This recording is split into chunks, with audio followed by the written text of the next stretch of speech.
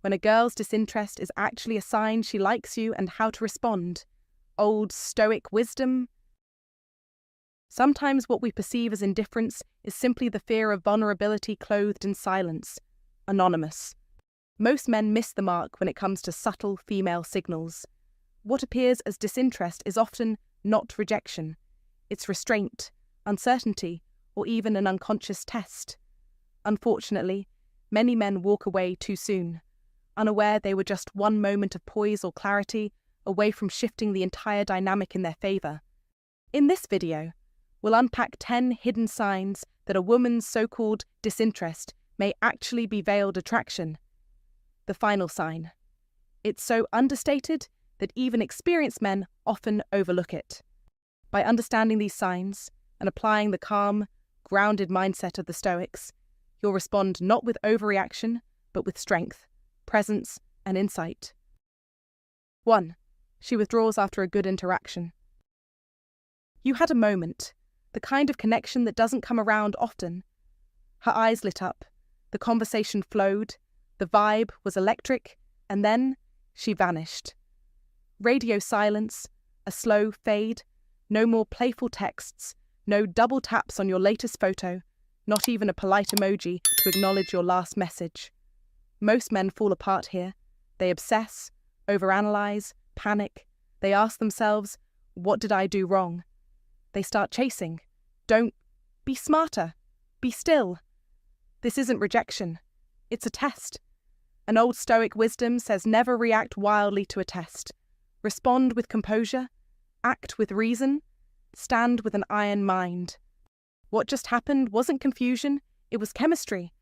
And that surge of emotional connection, it caught her off guard. See, a woman's heart can move faster than her guardrails. When she feels a rush, something deep, something real, her survival instincts kick in. She's not trying to hurt you, she's trying to protect herself. Evolution didn't build women to fall recklessly into connection. Her emotional wiring is complex, ancient. It says, pause, retreat, make sure this man is who he appears to be. And so, she withdraws, not because she felt nothing, but because she felt too much, too fast. That's the paradox. That's the signal. This is where men with weak foundations crumble. But not you. Don't take the bait. Don't send the "did I do something wrong" text. Don't start scrolling through her social media like a man possessed. Don't try to fix what isn't broken. Old Stoic wisdom teaches us that desire must be tempered by discipline. Your power lies in stillness. You must be the anchor in her emotional storm. When she retreats, you don't follow. When she doubts, you don't defend. When she tests, you don't flinch. Let her feel your calm. That calm is your magnetism. That is the gravity she'll orbit back to. Not because you pulled her, but because you held the center. Understand this, her emotional system will recalibrate. The intensity she felt with you didn't vanish. It's still there, under the surface, replaying in her mind. And every day you don't chase, don't press, don't panic. You grow in her memory. You become more mysterious, more solid, more valuable, iron mind, Stoic principles. The ancient thinkers knew that emotion is a wave. It rises, it crashes, but it always returns to equilibrium. You don't ride it, you observe it, you stay above it. That's your job now. Be the man who doesn't unravel just because she needs space. Be the man who doesn't need immediate reassurance to validate his worth. This isn't about playing hard to get. It's about being hard to shake. A man of Stoic principles isn't ice cold. He's warm, but unshaken. She's not testing your affection. She's testing your center. She's asking, silently, can I feel safe with this man? Can I trust him not to collapse under pressure? You answer not with words, but with behavior, with stillness, with control, with that rare, grounded energy that says, I am enough, and I am not moved by temporary emotion. That's how you win. Not by reacting, but by embodying presence. A man with an iron mind never begs. He never scrambles. He simply stands. So when she pulls away after a powerful moment, don't see it as the end. See it as the beginning of a deeper test, and pass it like the ancients would, quietly, with grace, with discipline. Let old Stoic wisdom guide you. Let your silence say more than any text ever could. You don't need to chase what's meant for you. You only need to remain worthy of it. That's not passivity. That's strategy. That's not fear. That's strength. And the man who holds his frame when others fall apart, he becomes unforgettable. Be that man. Be the calm. Be the signal she returns to. 2. She acts colder when you're more composed. You finally decide to walk the path of self-mastery. You're no longer the man who flinches at silence, overreacts to mixed signals, or dances like a puppet at every flick of attention. You've embraced Stoic rules. You've learned to regulate your emotions. You've become the calm eye in life's storm. And then she pulls away, colder than before, shorter replies, less sparkle in her gaze, and you begin to wonder, wasn't I doing it right? Stop, breathe, don't panic. This is not rejection. This is the first test. In the ancient paths of wisdom, even the Stoics knew the world doesn't always respond with applause when you get better. It tests your balance. Here's the paradox no one teaches you. Your emotional self-control, your composed demeanour, your grounded masculinity, it unsettles her. Not because she dislikes it, but because it quietly exposes everything inside her that isn't calm. Your composure is a mirror. It reflects her emotional turbulence.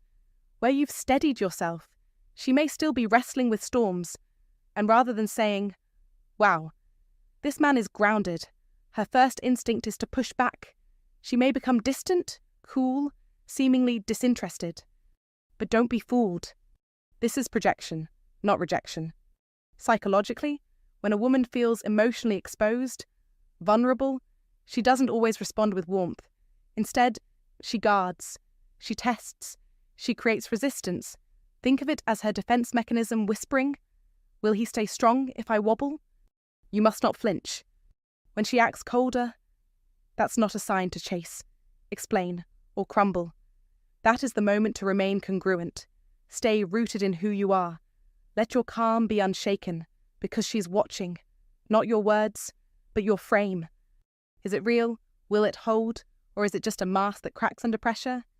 That's why Stoic rules matter here. Practical Stoicism isn't about being cold or detached. It's about being unmovable in your values and emotions while still remaining present. It's the kind of inner power that doesn't need to broadcast itself. It just is. Remember what Epictetus taught.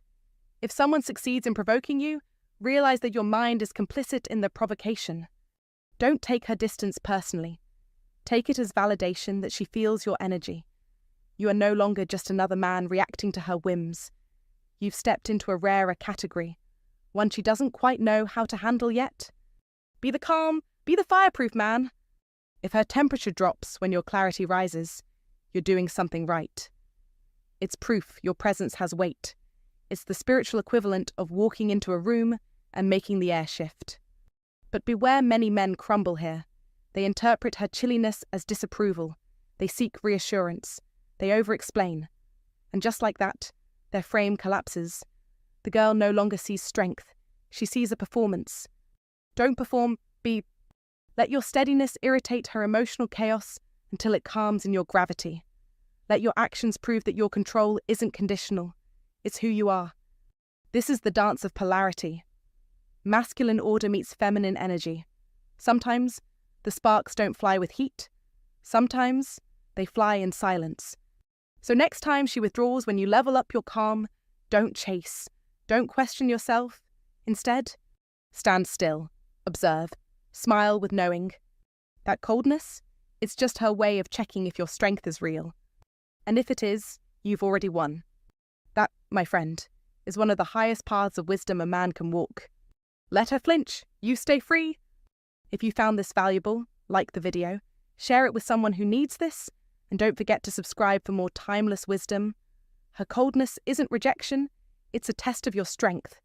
Comment to remember, my calm is power, her reaction is proof. Drop that in the comments to lock it in. 3. She picks small fights over nothing. She snaps at you over nothing. Sarcasm, random irritation, those little jabs that seem to come out of nowhere. Don't be fooled. That's not always disrespect. It's a test. It's not chaos, it's chemistry. Her nervous system is seeking stimulation, emotional spikes that pull her into the moment. Why? Because those little bursts of tension activate ancient emotional reward systems buried deep in the brain. She's not trying to fight you. She's trying to feel you. This isn't an argument. It's a signal, a challenge, a doorway. She's trying to find out if you're a man who loses himself or one who stands firm. And that's where you must win. Hold the line. Don't flinch. Don't mirror her chaos. Be the calm center of the storm. Respond, not with anger, not with weakness, but with strong, assertive clarity.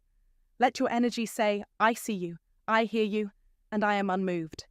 That is how a man who follows Stoicism wins. Epictetus said, it's not what happens to you, but how you react to it that matters. That truth is eternal. Conflict is often her subconscious way of asking, can you lead emotionally without becoming emotional? She wants to feel safe in your stability. She wants to know you won't collapse. You must be the rock, not the wave. In modern life, we've been taught to avoid tension, to run from discomfort. That is weakness disguised as comfort. Stop seeking comfort. Seek control. Master your state. When she tests you, don't collapse. Command. Don't raise your voice. Raise your presence. Don't react. Respond with power. That is how you win. That is how you create attraction that is unshakable. In the world of men and women, presence is the currency, and groundedness is gold. She's not always looking for perfection. She's looking for proof. Proof that you're not fragile. Proof that you can lead. Proof that you embody stoicism in action. Modern men are too quick to either retreat or explode. You must do neither. You must remain still, sharp, alert, like a lion watching the field. Let her emotions rise and fall, but you remain. That is strength. That is how a Stoic wins. Marcus Aurelius reminded us, if you are distressed by anything external, the pain is not due to the thing itself, but to your estimate of it, and you have the power to revoke that estimate. Let that be your weapon. So the next time she picks a fight over nothing, see it for what it is, a spark, a moment, an invitation to prove yourself without proving anything. You don't need to argue. You don't need to explain. You need to hold, because when you hold, you lead, and when you lead, you attract. This is the path. This is the play. This is how Stoicism wins. 4. She tries to fix or critique your habits. Don't mistake her concern for criticism. Don't flinch when she points out your posture, your sugar intake, your chaotic sleep schedule, or the way you tie your shoes like you're still in college. That's not nagging. That's not control. That's something far more interesting. And telling, that's a subtle signal, the kind you miss when you're too busy bracing for battle instead of observing with the calm of an iron mind. See, Old Stoic wisdom teaches us to notice the shape of things beneath their surface. And beneath her suggestions, her helpful little tips, lies something crucial interest. Not the loud kind, the soft, strategic kind. Psychologists might call it soft claim behavior, but let's cut the jargon. She's feeling you out. She's testing the waters. She's seeing if she can imagine herself orbiting your world, comfortably, maybe even permanently. That moment she adjusts your collar before you step into a meeting. Not control. That's closeness, disguised. When she says you should eat less processed meat, she's not trying to run your life. She's wondering if you'll live long enough to share one with her. A weak man, he bristles, gets defensive. He has judgment in every syllable. He clings to ego and takes advice as attack. But you're here because you want to be a strong man, a calm man, a man who applies Stoic principles not just in thought, but in action. And a strong man doesn't resist a mirror. He adjusts the image. He listens, filters, keeps what strengthens him, and discards what doesn't serve. He leads the dance, without stepping on toes. Be that man. Don't treat every suggestion as a threat. Don't try to outmaneuver her concern. That's fear disguised as pride. Instead, lean into it. Accept what's useful. Let her care sharpen you, not soften you. Old Stoic wisdom reminds us influence is not always loud. It often walks in quietly, with folded arms and raised eyebrows, asking you why you're still drinking diet soda. and you must be sharp enough to catch it. A woman refining your habits is not a dictator in disguise. She's a silent investor, buying stock in your potential. Now, this doesn't mean you give up your throne. You don't hand over the reins. A strong man remains the architect of his own life, but a wise man, an iron mind kind of man, builds with the best materials, even if some of those come from unexpected places. The key: keep the leadership dynamic, stay grounded in your own standards, but don't ignore the gold in what she offers. She's not trying to change you into someone else. She's imagining what life could look like with the best version of you. The one who gets up earlier, the one with stronger shoulders and better shoes, the one who leads and listens.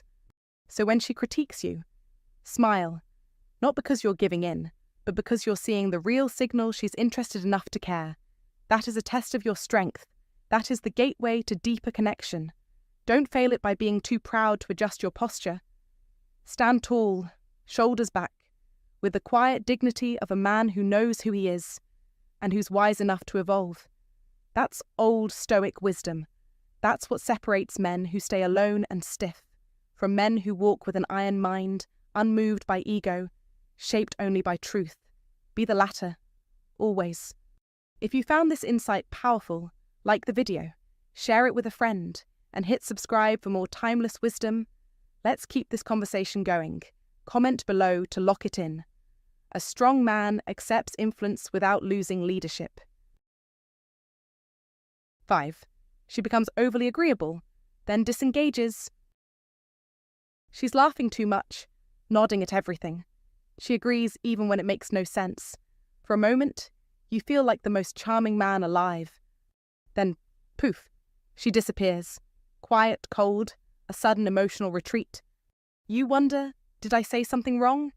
Was she faking that smile? Why would she vanish after being so into me? Let's cut through the noise. This isn't inconsistency. It's not manipulation. It's not a game. It's a compliance spiral, and it's a strange one. What the hell is a compliance spiral? When a woman becomes overly agreeable, she's not always lying or trying to impress. Sometimes, she's overwhelmed. She might be nervous. She might be attracted. She might be trying to make a good impression. So she agrees. She mirrors your energy. She overextends. But beneath that charming nod and pretty laugh, her nervous system is screaming. Too much. Too soon I need out. It's like stretching a rubber band too far. Snap. So, she pulls away. Disengages. You feel the tension. Don't panic. That moment isn't rejection. It's regulation. This is the moment to practice. Practical stoicism. What do most men do here? They lean in. They try harder. More texting, more talking, more explaining. Don't. That's emotional overkill, and it makes her retreat even faster. Instead, hold the line. This is where the Stoic rules serve you. Be the calm. Be the silence. Let space do what words cannot. She's not asking for more energy from you. She's asking for air. Controlled distance is a test of strength. Pull back, just slightly. Not cold, not cruel, just quiet, intentional. Ask fewer questions. Don't chase her vibe. Stabilize your own. This is where most men lose the thread. They try to fill every silence. They think connection comes from constant conversation. No, real connection grows in contrast, between presence and pause, between closeness and curiosity. Parts of wisdom are rarely loud. They are still, intentional, measured. This is your invitation to embody practical stoicism in action, not theory. Let her feel your calm restraint. Let her wonder why you're not scrambling for her attention. Because deep down, she doesn't want a man who needs her approval.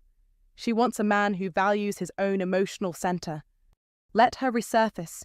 If she pulled away because she got swept up in her own emotions, she needs time to come back to the surface. Don't block the path. Don't crowd the space. Let her wonder. Let her breathe. When you introduce silence into the space, it creates something powerful emotional gravity. Controlled distance amplifies her investment, not because you're playing hard to get, but because you already are someone who doesn't grasp. That's practical stoicism in love firm, not forceful, warm, but not needy. The Stoic truth. Sometimes her disinterest is camouflage. Sometimes it's the emotional pendulum correcting itself. Your job is not to decode every emotion. Your job is to remain unchanging in your own. Let her return, not to a man who begged for closeness, but to one who knows how to walk the paths of wisdom, even through silence. This, friend, is the ancient game. Not conquest, but composure. Not pressure, but presence. Be still. Be wise. Be the man who knows not all retreat is rejection. Some of it is attraction in disguise. 6. She brings up another guy mid-conversation. Let's get one thing straight when she brings up another man mid-conversation. It's not always about making you jealous. It's a calculated move, a hidden test, a psychological probe. And here's the truth. It's not about him at all. It's about you. This is what the Old Stoics understood and mastered, what Epictetus would have called a test of your inner citadel. She isn't interested in the other man. She's interested in how you handle pressure. She's pulling tension into the moment. She wants to see your frame, your strength. Do you twitch? Do you flinch? Do you start defending yourself, subtly competing, or repositioning your value to match a man you've never met? If so, you've already lost. She's not measuring him. She's measuring you, your calm, your power, your ability to not react. Stoicism wins here, and it wins hard. Do not explain. Do not engage. Do not react. Your move is stillness. Total, unwavering stillness. The kind Marcus Aurelius spoke of when he said, "The best revenge is to be unlike him who performed the injury." You don't attack. You don't defend. You simply are calm, collected, confident. That is frame. That is masculine leadership. That is dominance through non-reaction. When you don't take the bait, you win. When you remain unshaken, you win. When you treat her words like passing clouds, you win. Every flinch you don't make is another layer of strength she senses. Every silence you hold with confidence builds mystery, presence, and power. Don't explain your worth, radiate it. Let your silence carry the message, I do not compete. I am the prize. This is how Stoicism wins in modern life. Every day you walk into conversations, relationships, and challenges that test your emotional discipline. You must own your reactions. You must master your impulses. Epictetus taught, "It's not what happens to you, Pete, but how you react to it that matters." That quote isn't philosophy. It's a sword. Use it. In your relationships, in business, in daily life. Don't let her words, anyone's words, move your center. Be unmoved. Be immovable. Be sovereign. Her mention of another man. That's your trial. That's your arena. That's your chance to win.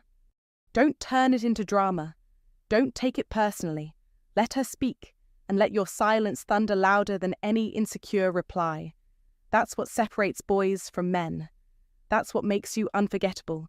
That's what builds your frame. That is how you lead. That is how you dominate without saying a word. You are not here to prove anything. You are here to demonstrate everything. Let her see the calm storm beneath your chest. Let her feel the deep-rooted strength of a man who has mastered himself. That is attractive. That is power. And that is the essence of the Stoic masculine path. In the end, it's not about the guy she mentions. It's about the man you become in response. Choose stillness. Choose strength. Choose control. Every time you do, you win. Stoicism wins, again and again and again. If you find today's content useful to you, don't forget to share your feelings and lessons with us, or simply comment. Very cool. It's a great encouragement for our channel makers. Thank you very much. 7. She zones out when you talk about your goals. Don't take it personally. Don't flinch. Don't assume disinterest means rejection. It rarely does. In fact, that glazed over look, that's not boredom. That's calculation. That's deep internal arithmetic running through a woman's brain like a high-powered algorithm. While you're speaking, she's not lost. She's evaluating. Women, especially the ones worth your time, don't just listen to goals, they assess the man behind them. This isn't about the surface. It's not about how flashy your dreams sound or how loud you say them. It's about the substance underneath. Her zoning out. That's her mind zooming in on your potential, zooming in on whether your ambition aligns with action, purpose, and follow through. She's asking herself, silently, can this man protect? Can he provide? Does he move with direction or drift with delusion? Old Stoic wisdom reminds us, don't speak to be heard. Speak because it matters. When a woman seems momentarily distant while you're speaking your mission into the air, remember, she's not ignoring you. She's projecting your words into possible futures. Futures with you. Futures without. That's evolutionary wiring. Outcome-based thinking, women, by nature, are attuned to security, legacy, and trajectory. Your words are being weighed, not just for their poetry, but for their promise. She's not grading your sentence structure. She's grading your spine. Don't misread her silence as rejection. Be wiser than that. Be anchored in Stoic principles, those timeless foundations that forge an iron mind. An iron mind doesn't beg for attention, it commands it through clarity and purpose. So when you speak of your goals, don't water them down in hopes of a quick nod or flirty smile. Don't shrink to fit into her temporary gaze. Expand, sharpen, intensify, double down. Speak not for applause, but from alignment. Speak with conviction. Speak like a man who would chase the mountain whether anyone watches or not. Validation is a trap, and a Stoic man does not chase approval, he earns respect through unwavering direction. If she senses your purpose has roots, not just leaves fluttering in the wind, she'll come back. Mentally, emotionally, energetically. Old Stoic wisdom teaches us that the fire of purpose is never for decoration. It's for forging. Women don't want a flicker, they want a furnace. That zone-out moment. It's the pause before she decides whether to step closer or walk away. So don't dilute your vision for a quick connection. Fortify it, own it. Let it stand unshaken, even when her attention sways. Be firm. Be focused. Be a man who doesn't just dream, but embodies the dream. She doesn't want entertainment. She wants evidence. Evidence that you're moving with strength, not just making noise. Use Stoic principles to stay grounded when her gaze wavers.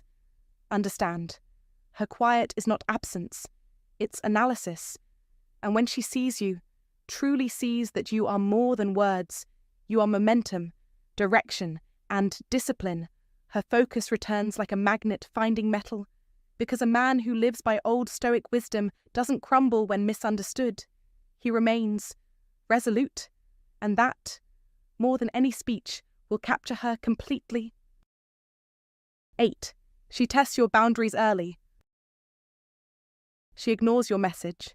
She makes a snide little comment. She teases, but not kindly. She says something that toes the line between flirtation and disrespect. Most men panic. They either retreat or explode. But not you. Not if you walk the paths of wisdom. Not if you've trained your mind to follow the Stoic rules. You see, what looks like disinterest might actually be the opposite. What feels like rejection might be her reaching out to test your spine. 1. She tests your boundaries early. Don't flinch. This isn't random behaviour. It's calculated, often unconsciously. Call it playful disrespect or a mild jab. Maybe she ignores your call, replies late, or drops a backhanded compliment. You feel it. Something's off. And here's the truth, she's testing you. Why? Because she needs to know if you're a man led by the crowd or governed by your own internal compass. This is ancient. This is primal. This is practical Stoicism in action. Women, especially high-quality women, don't want a pushover, but they also don't want a tyrant. They want containment, not control. Containment means you're solid. You can handle her fire. You're not trying to dominate. You're simply not easily shaken. This is where most men crumble. They get reactive, defensive, or worse. They chase harder. Don't. 2. The Stoic frame. Calm, clear, unshaken, Marcus Aurelius once wrote. You have power over your mind, not outside events. Realize this, and you will find strength. When she tests your limits, She's not looking for a doormat. She's looking for a fortress, not one with walls so high nothing gets in, but one with gates, strong, deliberate gates. She wants to know, can you hold your line? Here's how you respond.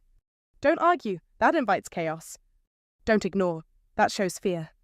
Acknowledge, lightly, reaffirm your standard, then move on. Let your demeanor say, I don't bend because you push. I bend only when I choose. This quiet certainty is what separates men who follow paths of wisdom from those who merely react. 3. Containment means safety, not submission. A woman pushing your limits doesn't mean she's trouble. It means she's looking for safety, though it's cloaked in a challenge. When she's playful with disrespect, she's essentially asking, can I trust you to hold your shape when things get messy? If you answer that with resentment, rage, or excessive appeasement, you've failed the test.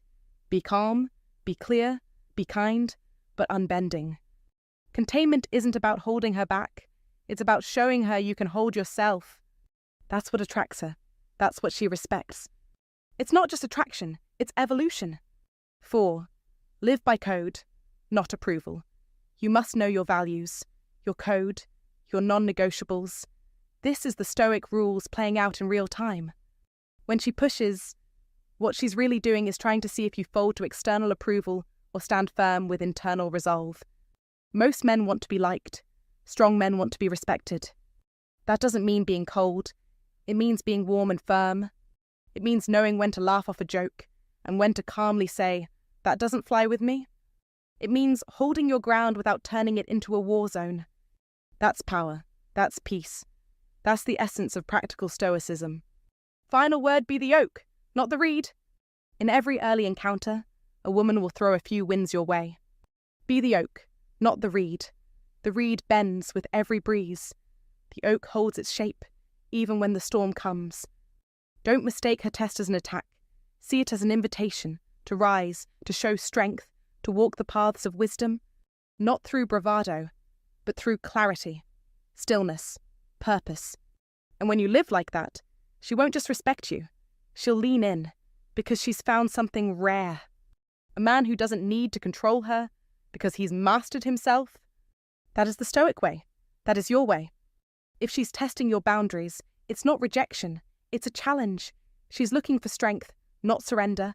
Most men cave or lash out, but if you stand firm, calm, and grounded, you separate yourself from the rest. Comment below. I lead with calm strength, not approval-seeking. 9. She delays intimacy despite chemistry. That's not a rejection. That's a signal. When a woman hesitates, despite deep chemistry, it's not manipulation. It's not rejection. It's a test, a signal, a dance of fear and control. That pause is emotional risk management in real time. Chemistry lights a fire, but fire also burns. And when a woman senses a real connection, a powerful masculine presence, her instincts flare up. Fear of being misread, fear of being used, fear of being vulnerable in front of a man who might vanish. So, she taps the brakes, not because she doesn't feel something, but because she does. Her eyes linger, her voice softens, her energy vibrates. The signs are there, but her body holds back. Don't flinch. Don't chase. Don't push. She's watching you more closely now than ever. This is when a man trained in the wisdom of Epictetus, a man shaped by Stoicism, stands firm. Do not interpret hesitation as rejection.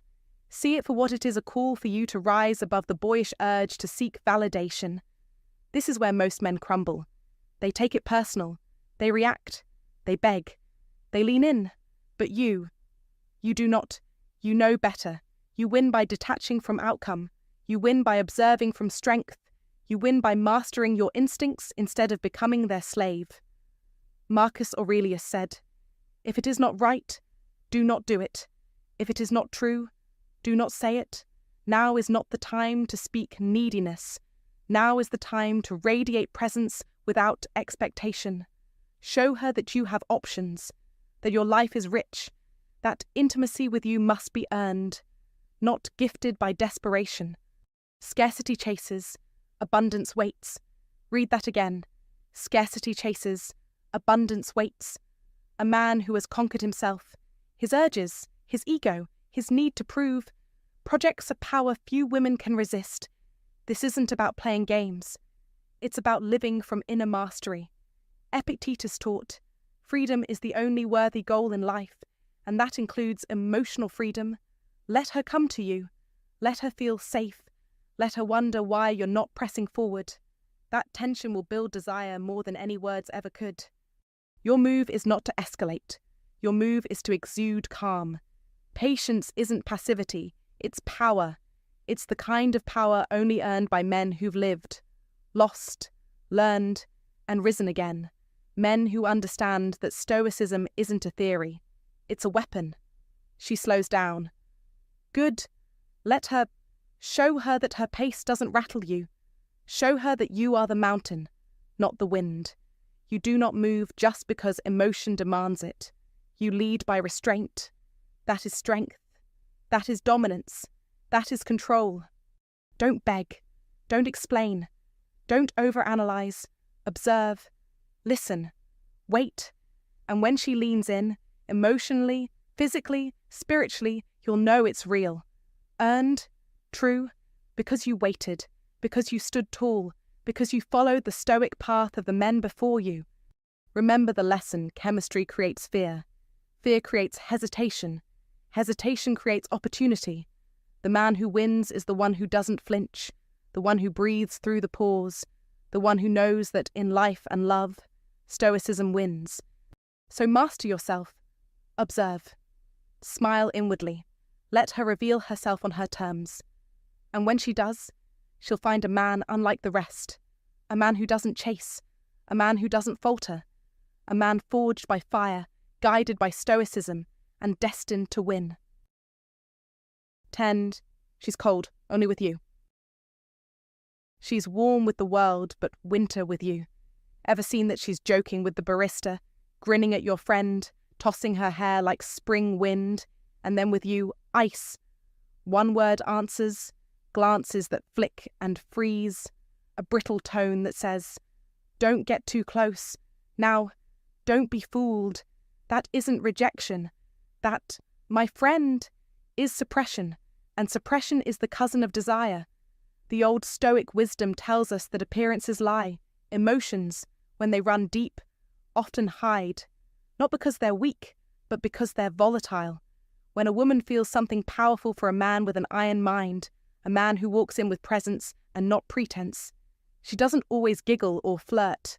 Sometimes she recoils, not because you repulse her, but because you rattle her. She's trying to grip the wheel of self-control while her instincts are slamming on the gas. What you're witnessing is tension, not disinterest. That tension is unspoken energy, often electrified by attraction she hasn't made peace with. And when you're a high-value man, when you're calm in the fire, she feels it. Stoic principles remind us the stronger the pull, the more violent the resistance. She's not cold because she feels nothing. She's cold because she feels too much and doesn't want to look foolish. That's old Stoic wisdom at work. What looks like retreat is often a form of restraint. It's emotional containment, not a closed door. Don't be the man who chases warmth like a beggar with his hands out. Be the one who holds the silence. Be the one who doesn't flinch. The men who move women at their core, the ones they think about at night. Those men don't chase approval. They allow tension to breathe. They know that pressure, when properly applied, reveals truth. Let her sit in her awkwardness. Let her be tense. You stay centered. That's where the iron mind flexes, not in forcing comfort, but in mastering stillness. You must not soothe her discomfort. Let her feel the mystery of your calm. Let her wonder why you're not bending to make her smile. When you resist the urge to decode every cold word or closed-off glance, you send a signal, "I am not here for scraps." You say without saying, "You're allowed to feel whatever you feel, but I'm not going to dance for your approval." That's Stoic principles in action. That's how clarity is born, from pressure, not persuasion. So, don't mistake coldness for rejection. See it as a signal in disguise, a test, a trembling, an invitation to hold your frame. Women don't always say what they feel, especially when what they feel is more than they planned. And if you're the man who doesn't flinch, who stands grounded in silence, tension, and truth, you'll find the story shifts, not because you forced it, but because you understood that old Stoic wisdom never demands warmth. It draws it out, quietly, powerfully, and with absolute composure. So, if you're done decoding mixed signals and ready to command real responses, don't chase, don't react, stay still, stay sharp, hold the frame, be the man of iron mind who lets pressure speak louder than words. And that's it for today's video. If you found any value in this, if something clicked or made you think differently, even just a bit, go ahead and give it a like, share it with someone who might need to hear this, and hit that subscribe button so you don't miss future insights like this one. I'd really love to hear your thoughts. Do you agree, disagree, or have a personal story that relates? Drop it in the comments below. I read them, and real discussions are always welcome here. Remember, recognizing subtle signs isn't about overanalyzing. It's about understanding people with clarity and calm. Old Stoics knew that awareness, not anxiety, is what gives you the edge. Stay sharp, stay grounded, and I'll see you in the next one.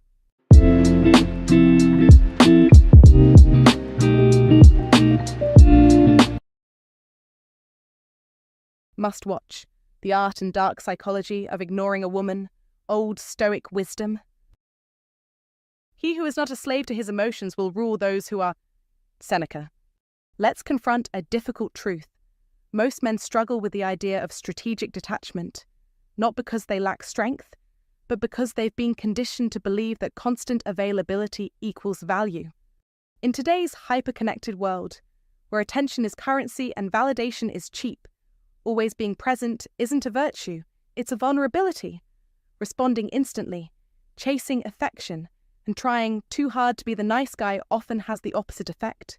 It erodes mystery, weakens attraction, and places you in the same category as every other man vying for her attention. But here's where timeless Stoic wisdom cuts through the noise. True power often lies in restraint, not reaction. Ignoring a woman, when done with purpose, not pettiness, isn't cruelty, it's calculated clarity. It's about mastering your impulses and refusing to hand over your emotional power. By creating space, you force her to confront your absence, and in that silence, she begins to see your worth. This isn't about manipulation, it's about balance. When you stop giving your time and attention so freely, you shift the dynamic. You're no longer another option. You're the exception. You're no longer trying to be understood. You become the man she tries to figure out. In a world drowning in validation, the man who withdraws becomes rare, and rare becomes valuable.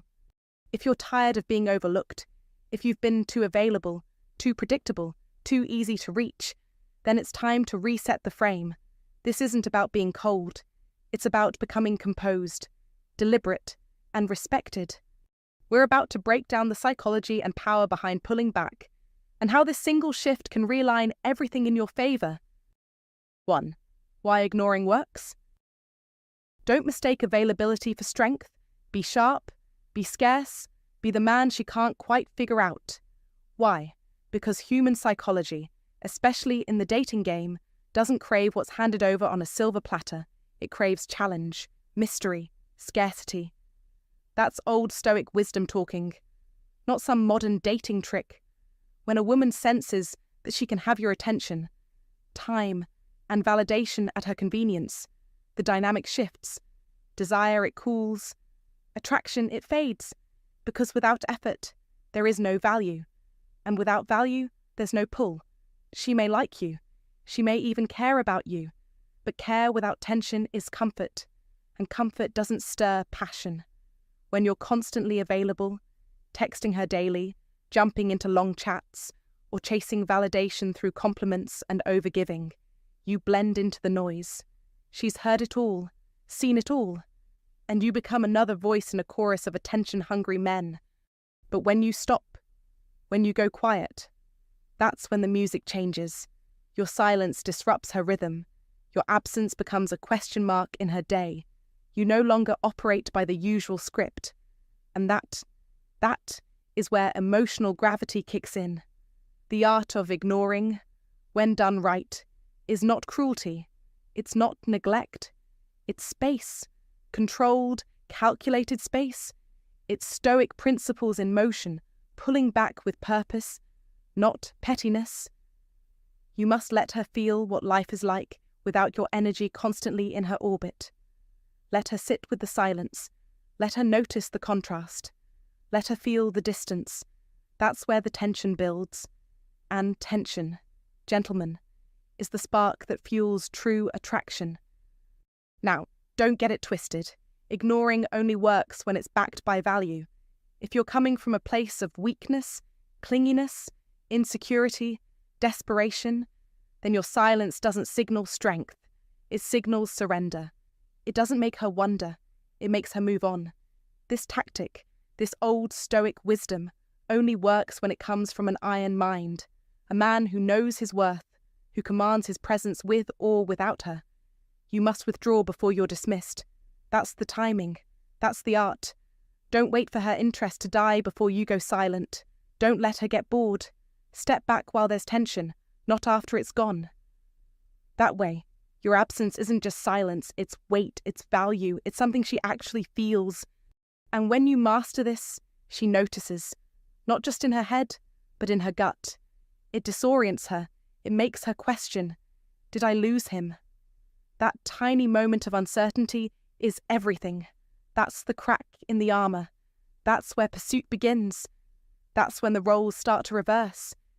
Because when a man stops chasing, the woman either steps up or fades out. And either way, you win. You've held the frame. You've kept your self-respect. You've walked in the ancient footsteps of Stoic men who understood that to hold power, you must not beg for connection. You must command it. That's the code. That's the main set. That's Stoic principles in practice. So don't chase. Don't over-explain. Don't dilute your power by overreaching. Be still. Be composed. Let the silence speak. That's how an iron mind operates. That's how you reset the emotional equation. Because when you pull back with purpose, she starts to lean in. When you make your presence rare, it becomes valuable again. And when you stop giving away your energy like it's cheap, she starts to treat it like it's gold. In the end, ignoring isn't about punishment, it's about poise. It's not about making her feel bad. It's about reminding yourself what it means to be grounded, strategic, and unshakably masculine. Let her come to you. And if she doesn't, so be it. Because a man who follows the old Stoic wisdom, who lives by Stoic principles, who builds his life with an iron mind, he doesn't lose when someone walks away. He simply creates more space for the right energy to walk in. 2. Pulling back to regain control. There comes a quiet shift in every man's interaction with a woman. It's subtle at first. A colder tone, a shorter reply, a delay in her response that wasn't there last week. And you feel it. That sinking sensation in your gut that tells you something's changed. You don't need a therapist or tarot cards to read the signs. You're not paranoid. You're perceptive. Her interest, it's evaporating. Her effort, vanishing. Her respect, dwindling and fast. Now here's where most men fumble the ball. They panic. They start explaining themselves to someone who stopped listening. They fire off long messages hoping one might reignite her attention. They send just checking in texts that reek of desperation. Some even resort to begging, yes, begging, for scraps of validation. Don't be that man. Be the man who pulls back. When you feel her pulling away, do not chase. You must pull back. Not as a tactic, not as a petty game, but as a declaration. A declaration that your self-respect is non-negotiable. A quiet, powerful gesture that says, I'm not here to convince anyone of my worth. Pulling back is not a sign of weakness. It is the art of restraint, the crown jewel of practical stoicism. You don't owe constant access to your energy. You don't have to fight to stay where you're not being valued. That is how you regain control. By stepping back, you shift the dynamic. You flip the script. You no longer appear as the man who's grasping, clinging, hoping. You become the man who chooses peace over drama, dignity over chaos. This is not emotional withdrawal. This is emotional mastery. Control the energy. Control the outcome. Here's what most men never learn. Women don't respond to logic. They respond to energy. You can't talk her into loving you. You can't reason her back into respect. But you can project the kind of energy that commands it. If your vibe says, "I need you to be happy," she feels it, and she pulls away harder. But if your presence communicates, "I'll be fine with or without this," she notices. That's when everything starts to shift. Not because she suddenly realizes your worth, but because you do. This is what the Old Stoics understood. Marcus Aurelius didn't chase approval. Epictetus didn't plead for affection. They practiced Stoic rules with iron discipline. Only focus on what you can control. Let the rest fall away. And when you apply those same rules to your relationships, everything becomes clear. You're not retreating. You're resetting. You're not ignoring her. You're protecting your peace. That is the path of wisdom. Let her wonder. When you pull back, she starts to feel the absence of your presence, not because you're playing games, but because you're not giving what's no longer appreciated. Let her wonder where you went. Let her feel the silence that used to be filled by your attention. Don't text to check in. Don't send memes. Don't ask how her day was. Be still. Be calm. Be grounded. Silence is your sword. Distance is your shield. Not because you're bitter, but because you've finally chosen to value yourself more than someone's fluctuating attention. Final word reclaiming the throne. A man who masters the art of pulling back has mastered himself. You don't need her to validate you. You don't need a response to feel worthy. You don't even need the relationship to prove your value. That is practical stoicism in motion. That is walking the path of wisdom. Remember, it's not about playing hard to get. It's about being hard to disrespect. So the next time you feel her drifting away, don't lean in. Lean back. Let your absence speak the truth your words never could. Let her feel the weight of losing a man who knows his worth. And above all, don't chase what's meant to recognize your value on its own. 3. The shift in power. Power is not loud. Power is not frantic. Power is not in chasing or explaining or proving. Power is silent. Power is composed. Power is found in the man who can walk away. The man who doesn't beg, doesn't chase, and doesn't react. This is where real power begins. In relationships, power shifts the moment you stop moving to her rhythm, the moment you withdraw, not in bitterness, but in strength. You regain the upper hand. That is the art. That is the win.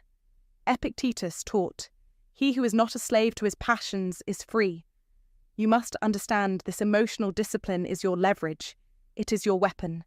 When you stop reacting to her distance, when you stop chasing her approval, you shift the dynamic instantly. She expected attention. Instead, she hears silence. She anticipated effort. Instead, she gets absence. And that silence cuts deeper than words. It's stoicismwin in action. Most men hand over their power without even realizing it. The moment she pulls back, he leans in. The moment she ignores him, he doubles down. And with every desperate move, he announces, without saying a word, that she is the prize, and he is the pursuer. That is weakness. That is emotional slavery, and women feel it. When they know they can control the flow, when they know you'll always show up no matter how little they invest, they stop respecting you. And when respect dies, so does attraction. Don't let that happen. Don't be the man who breaks his own dignity just to keep her attention. Instead, become the man she has to earn. When you stop dancing to her mood swings, when you respond with calm silence rather than emotional outbursts, you reclaim your center, and from that center, power radiates. This is not about playing games. This is about self-mastery. When you pull back, you're not punishing her. You're honoring yourself. You're no longer afraid to lose her because you've remembered what most men forget. You are the asset. You are the calm in the storm. You don't exist to manage her emotions. You exist to master your own. And that mastery, that stillness, it speaks louder than anything you could say. If you want to improve, be content to be thought foolish and stupid. Epictetus once said, "Let her wonder. Let her question the control she thought she had." because now she's seeing a man who can't be moved by her silence, a man who doesn't beg, a man who doesn't flinch, that shakes her, that flips the script, that wins. You must drill this deep into your mindset. Power isn't taken, it's surrendered. Every time you abandon your purpose to chase her mood, you surrender. Every time you seek her validation instead of standing in your own certainty, you surrender. Don't do it. Don't give what must be earned. Let her earn you. When you stop being easy to influence, when you stop needing constant reassurance, she will feel it. She will sense it. She will chase you. Why? Because she finally sees a man she cannot control, a man rooted in his purpose, a man focused on his mission, a man who follows the Stoic path. That is strength. That is magnetic. That is Stoicism. Win. In today's world, where distractions are endless, where men are told to apologize for being strong, the man who stands firm in silence is rare, and rare is valuable. Let others panic. Let others chase. You don't. You stand tall. You command your energy. You let go of fear. That is how you lead. That is how you win. Remember, women crave certainty, but not from a desperate man. They crave certainty from the man who does not need them to feel whole. That man is unshakable. That man is sovereign. That man is you, when you embrace your higher self. So let's make this clear. Don't chase. Don't explain. Don't react. Lead. Master yourself. Pull back when necessary. And always remember what Epictetus taught. Freedom is the only worthy goal in life. Emotional freedom, mental clarity, self-command. That is your new foundation. Build on it. Live it. Win with it. If you found this powerful, like the video, share it with someone who needs to reclaim their self-respect. And don't forget to subscribe for more Stoic wisdom and masculine insight. Comment to remember I reclaim my power by respecting myself first. Drop it in the comments to remind yourself. And every man reading, that true strength comes from emotional discipline, not emotional reaction. Let's build a community of grounded, high-value men. 4. Triggering her curiosity. Don't underestimate curiosity. It's not just a feeling. It's a force, one of the most potent in the human brain. And when it comes to women, it's not diamonds, charm, or six-pack abs that do the trick. It's mystery. It's the art of restraint. That's where most men fail, and where you, with an iron mind and a grip on old Stoic wisdom, will win. See, when a woman becomes curious about you, what you're doing, what you're not saying, why you didn't respond right away, her emotional world tilts just a little. And that tilt, my friend, is everything. Curiosity isn't mild, it's magnetic. It pulls her in, keeps her locked in, creates tension she didn't see coming. Most men overshare. They talk too much, reveal too fast, rush the process. That's weakness, that's insecurity in disguise. And women, whether they admit it or not, can smell it.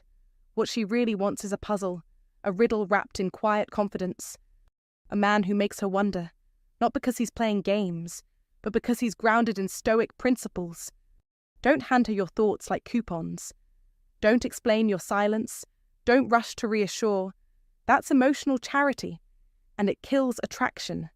You must understand, this attraction doesn't bloom from clarity. It grows in uncertainty. Not chaos, not confusion, just enough unpredictability to light her mental matchstick.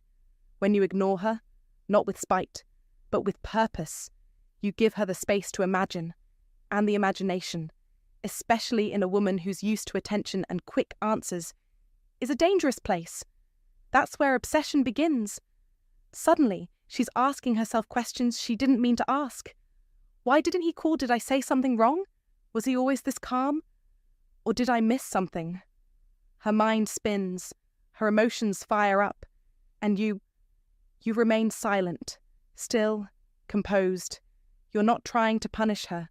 You're letting her feel the weight of your absence. That silence is louder than any words you could speak. Let me be clear, ignoring isn't about being cold. It's about being in control. A man of iron mind doesn't dance for attention. He doesn't chase validation. He observes, he waits. He holds, because he knows if she's curious, she's thinking. If she's thinking, she's feeling. And if she's feeling, you're already miles ahead of every man who begged, texted, or chased. The old Stoics knew this. Marcus Aurelius didn't text back. Epictetus didn't send good morning messages. They practiced detachment, not because they didn't care, but because they refused to be emotionally ruled. That's old Stoic wisdom. That's power. That's what creates the tension she'll keep replaying in her mind long after your name has left her lips. Now here's the trap you must avoid. Don't confuse mystery with manipulation. You're not ghosting. You're not punishing. You're applying strategic distance. You're removing the comfort of your presence so she begins to value it. Don't always be available. Don't always explain. Let her sit in the silence. Let her work for your attention, because when she does, when she begins to mentally chase, you're no longer just a man. You're an idea, a challenge, a story she can't quite finish, and stories, especially the ones without neat endings, stick. That's what makes you unforgettable. When you give her space to wonder, you give her mind room to roam. And ironically, that's what builds the deepest connection. Not forced conversations, not long speeches, but the unspoken, the unknown, that gap between her expectations and your actual behaviour. That's where the magic happens. She may not admit it, she may act unbothered, but trust me, when she's replaying your silence, rereading that last text, checking your online status, she's in. That curiosity is now a loop, and you, my friend, are the centre of it. Be the man she can't figure out. Be the one who doesn't flinch. Don't reveal everything. Don't be the open book she skims through in 5 minutes. You must apply Stoic principles in your interactions. That means discipline over desire, strategy over emotion, strength over reaction, and above all, never fear being misunderstood in the short term. Because if she's curious, she's not walking away. She's leaning in. She's engaged. And that's where real influence lives. So remember, if you want her attention, don't give her answers. Give her space to question. If you want her invested, don't flood her with emotion. Give her silence that haunts. Because at the end of the day, it's not your charm, your wealth, or your compliments that keep her up at night. It's the mystery. It's the calm you radiate while the world chases. That's the effect of iron mind. That's the edge of old Stoic wisdom. And that, brother, is how you trigger curiosity that lingers far longer than love songs and sweet words ever will. 5. When she starts chasing, there's a moment every grounded man, every man who walks the paths of wisdom, must experience at least once in his life. It's subtle, electric, and a little bit wild. She starts chasing you. Yes, her. The same woman who was cold, dismissive, emotionally distant, the one who ghosted your texts or gave you that half smile like you were disposable. But now, something's different. She's reaching. She's curious as she's watching. That moment doesn't come from luck. It comes from a shift. From you flipping the script. From you waking up and refusing to beg for breadcrumbs.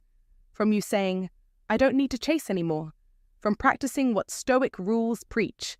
Emotional control, detachment, and the silent strength of walking away. Absence creates hunger. Hunger creates pursuit. Let that sink in. When you remove your presence, you create space. And space creates hunger. Not the desperate kind, but the magnetic kind. The kind that drives people to wonder and want. Women don't chase men who are too available. They don't chase men who emotionally unravel at every smile. They chase the man they can't quite figure out. The one who doesn't fit the script. The one who doesn't collapse at her feet. Be that man. Not manipulative, not fake, not cold. Just rare. Rare like a diamond in the mud. Rare like a man who doesn't hand out validation just because she showed up in lipstick and filtered selfies. That's practical stoicism in action. You don't react. You respond. You're not angry, just centered. You're not cruel, just unavailable to games. How the chase begins. The signs aren't always flashy. They're often subtle. But make no mistake, they're there. She texts more. She replies to your story. Suddenly, she accidentally likes a photo from 2 summers ago. She brings up old conversations, inside jokes, shared glances. She's fishing. Testing? Tugging the line to see if you'll bite. To see if she still has you. Don't fall into the trap. This is where most men mess it up. The moment she shows interest again, they collapse. They flood her with attention. They treat her return like a blessing from above. They celebrate being noticed. And just like that, she's gone again. Why? Because now she knows she's won. The chase ends, and with it, her intrigue. Hold the line. Manage the chase. Here's what you do instead. Be composed. Be still. Be deliberate. When she reaches out, respond. But don't race to reply like you were waiting all day. When she shows interest, appreciate it. But don't dive back in head first. Don't give her everything just because she showed something. Let her do the work. Let her earn what she once took for granted. That's the power of Stoic rules. You don't move just because someone else twitches. That's how a man of depth moves. Slow, sure, unapologetic. Every message she sends, every attempt she makes, is another brick in the wall she's rebuilding. And with each effort, her emotional investment grows. Don't be predictable. Be polarizing. There's power in being unpredictable. There's power in not reacting to every breadcrumb. There's power in silence when she expects noise.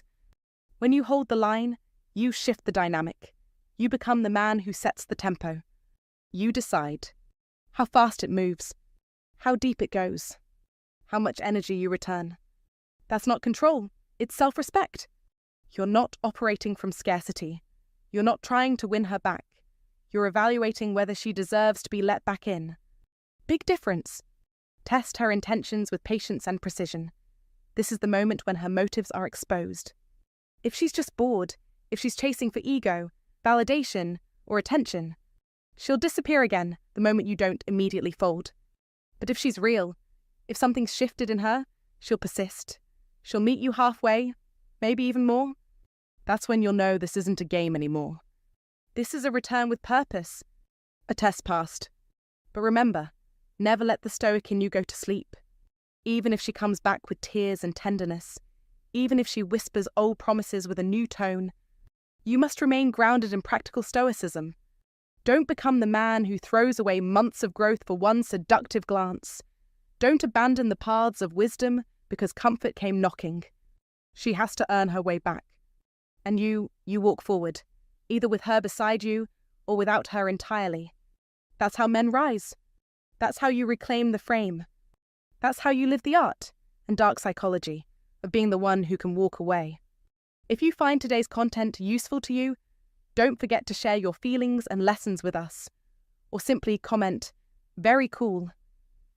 It's a great encouragement for our channel makers. Thank you very much. 6. Staying silent with confidence. Don't underestimate silence. Don't treat it as absence.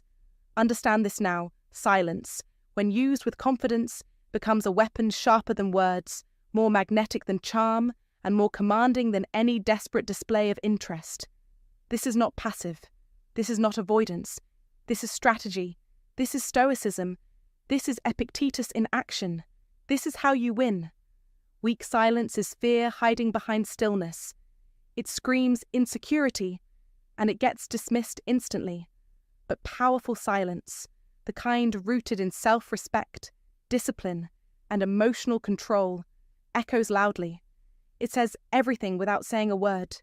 It tells her you don't chase, you don't beg, you don't need her validation to feel like a man. This is the modern warrior's approach, grounded in ancient wisdom. Epictetus once said, "Freedom is the only worthy goal in life. It is won by disregarding things that lie beyond our control. What's more out of your control than someone else's emotions? So stop trying to manage hers. Stop explaining yourself. Stop filling the void with words that weaken your frame. In today's world of constant noise, the man who masters silence wins. The man who embraces the pause owns the room. In a sea of noise, silence stands out like thunder. You must reclaim your energy. You must understand that you owe no response to disrespect. If a woman is distant, cold, manipulative, don't react. Don't spiral into neediness. Don't explain. Don't chase. Instead, withdraw in silence, stoic, sharp, unmoved. This is not ghosting. This is not revenge. This is clarity. This is discipline. This is strength. Your silence is not a retreat. It's a reset, a recalibration of your power. It's you choosing to protect your peace rather than entertain drama. Let her feel the emptiness where your attention used to be. That's how you create emotional tension, not by pleading, but by vanishing with dignity. Let's make this crystal clear: talking too much is weakness. Over-communicating is self-sabotage. Stop revealing your hand. Stop trying to soothe her ego. When you speak too soon, too often, you dissolve mystery, you kill intrigue, you become another man she can predict and forget. But the man who holds his ground, who keeps her wondering, who lets her feel the weight of his silence, that man becomes unforgettable. That man lives the principles of Stoicism. That man wins. While she's overanalyzing your stillness, you're in the gym, you're building your business, you're sharpening your mind. While she's refreshing her inbox, you're investing in your mission. That contrast is magnetic. That shift in focus changes everything. Let her wonder what you're thinking. Let her doubt if she still has you. Let her reach for what she once took for granted. That's the game. And you play it by staying silent, with confidence. Because confidence in silence is louder than 1,000 empty words.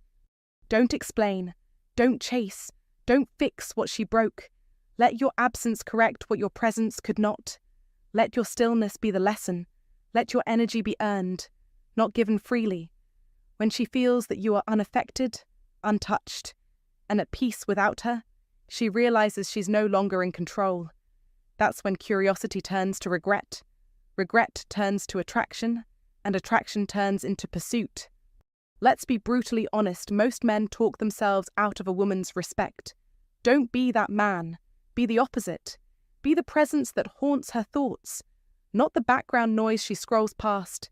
You are the prize. You are the lighthouse in the storm. You are the standard, and the standard doesn't chase. It chooses.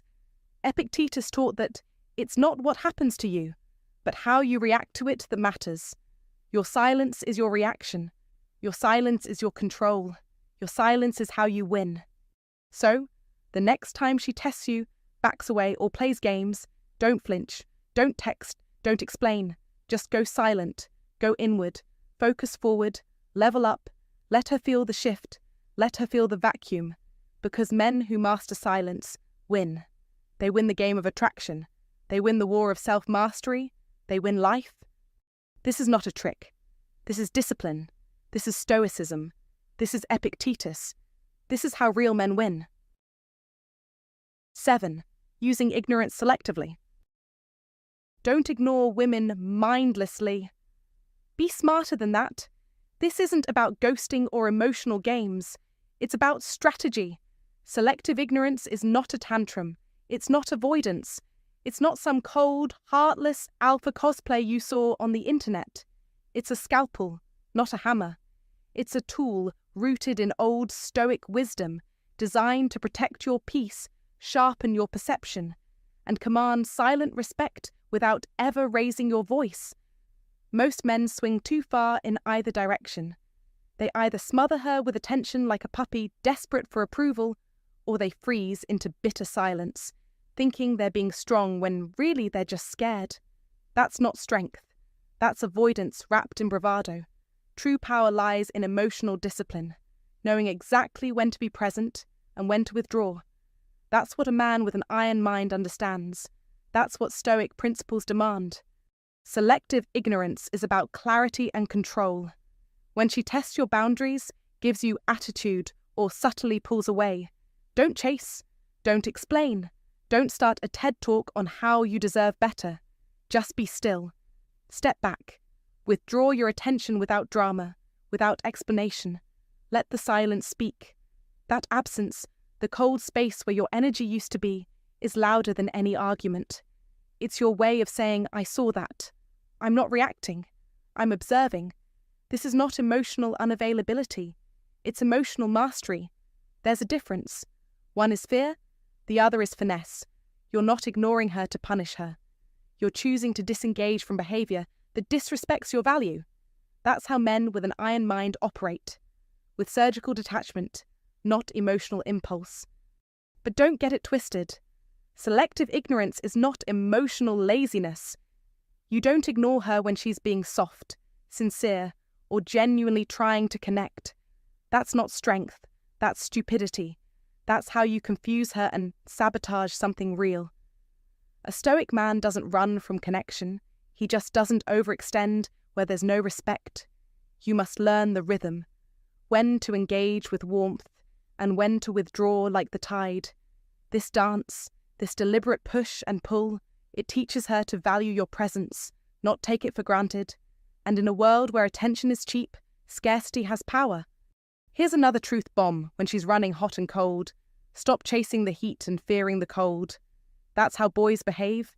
A man rooted in Old Stoic wisdom watches. He waits. He lets her pattern reveal her priorities. If she's consistent, great. If she disappears, also great.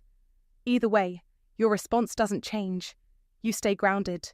You let her inconsistency remove herself from your life so you don't have to lift a finger. That's Stoic power, the patience to let the truth emerge without interference. That's the iron mind at work. Solid, stable, unbothered.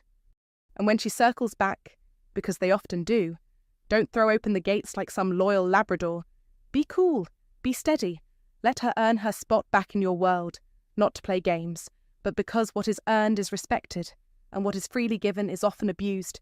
You're not punishing her, you're proving something to yourself, you're showing her, and more importantly, that you are a man of value, and that your time, your attention, and your energy are not given lightly.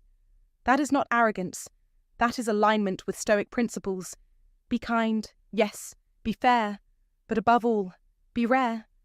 The point is this. Ignoring a woman recklessly is childish. Ignoring her selectively is wise. It's not about domination. It's about discernment. It's not about punishing her. It's about protecting your peace. Don't confuse noise for power. Real strength doesn't shout. It withdraws. It creates space. And in that space, truth reveals itself. A woman feels the depth of a man who can walk away without slamming the door. She feels the presence of the man who can stay silent and still own the room. That's the man with an iron mind. That's the man who lives by Old Stoic wisdom. That's the man who wins. Not because he chased, but because he knew when to disappear. All right, fellas. Thanks for watching. Really appreciate you being here. Let me leave you with this. Ignoring a woman isn't about playing games or being cold. It's about stepping into your strength. When you choose silence with purpose, you stop chasing and start leading. You're not trying to hurt anyone. You're just protecting your energy and showing that your presence is earned, not begged for. Here's my advice. Use this tool with intention. Don't ignore from a place of anger or fear. Do it from calm confidence. Let your actions speak your value. Because when you master the art of pulling back without needing approval, that's when you become truly powerful. Stay grounded, stay sharp, and I'll catch you in the next one.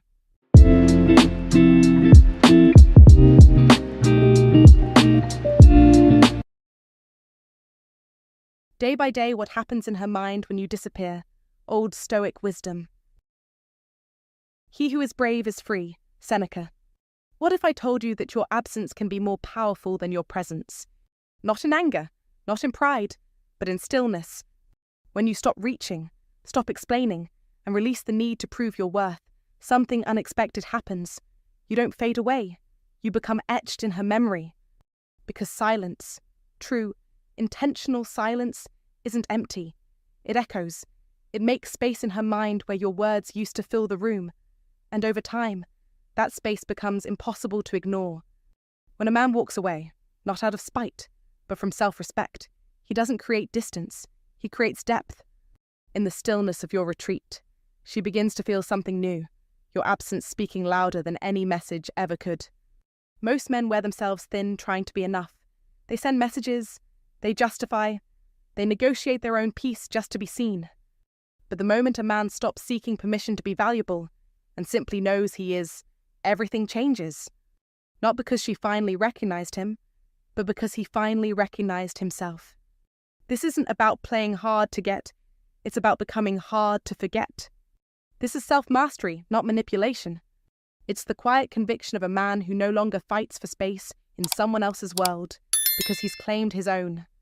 When you leave with grace, when your departure is peaceful, not punitive, you don't vanish from her story. You become the unwritten chapter she keeps rereading in her mind. And day by day, something begins to shift within her. Your silence becomes a mirror. Your absence becomes a question. And the man who once felt ignored becomes impossible to escape in thought. In this video, we'll explore what happens in her mind, day by day, when you withdraw with dignity and let your presence speak through your absence. If you're a man who values clarity over chaos, self-possession over approval, and ancient wisdom over modern noise, you're in the right place. Let's begin. Day 1. She doesn't flinch. Don't mistake her calm for indifference. Don't let the quiet deceive you. On that first day when you go dark, when your voice fades like a song playing its last note in the distance, she doesn't fall apart. She doesn't reach. She doesn't run. She simply carries on, her steps as steady as ever. Why? Because women, especially those who've danced in and out of affection more times than they care to admit, are used to being chased. They've been admired, pursued, put on pedestals.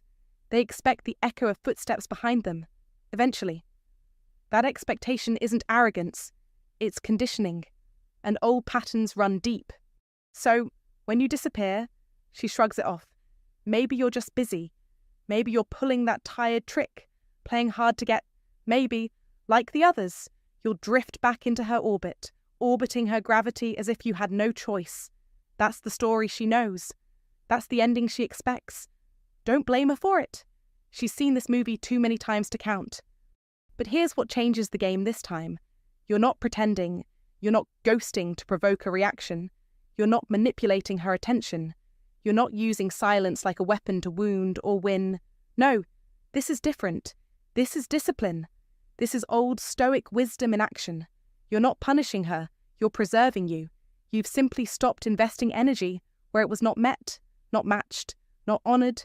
You're no longer a performer in a play you didn't write. And that shift, that right there is where Iron Mind begins. Be clear, this isn't passive aggression. This isn't emotional sabotage. This is peace, the rare kind that comes when a man reclaims himself, when he stops chasing validation and begins living by Stoic principles. You're not angry. You're not bitter. You're not playing games. You're just done, quietly, completely, finally, done. She doesn't flinch because she doesn't yet see what you've seen. She doesn't sense the gravity of your absence, yet. But make no mistake, the silence that seemed forgettable on day 1 will echo louder with every hour that follows. It will settle into her chest like a cold draft she can't shut out. Not because of what you said, but because of what you didn't. That's the weight of a man who lives by old Stoic wisdom. That's the strength of an iron mind. You must understand, this is not the beginning of a power struggle. It's the end of a performance. Don't go back. Don't check in. Don't send mixed signals. Be silent not to punish, but to protect. Be absent not to provoke, but to preserve your peace. Let your silence speak the truth your words never could. Because the moment you stop chasing what doesn't nourish you is the moment you begin embodying the man you were always meant to be. And she, so used to the chase, so sure of your return, won't know what hit her when she realizes this time.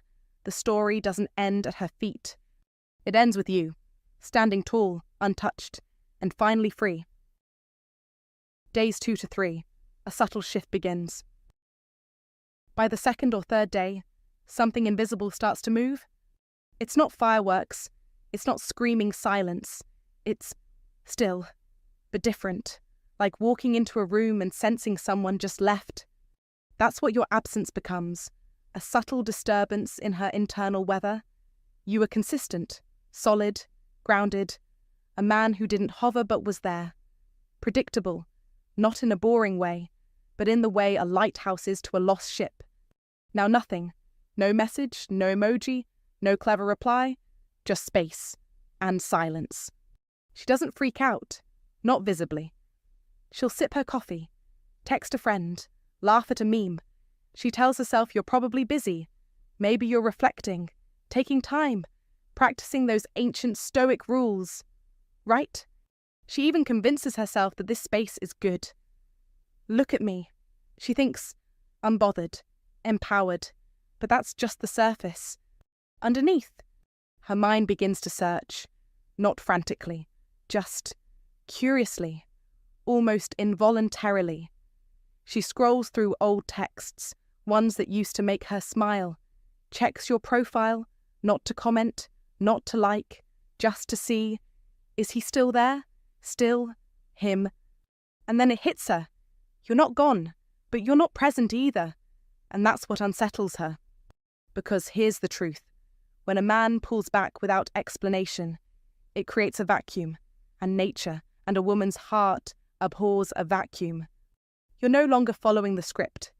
The moment you step off that expected stage, you become something else, a mystery. And the unknown, it stirs more emotion than any love poem ever could. She starts to wonder, not just where you went, but why. Was it something she did? Something you saw? Are you thinking of her at all?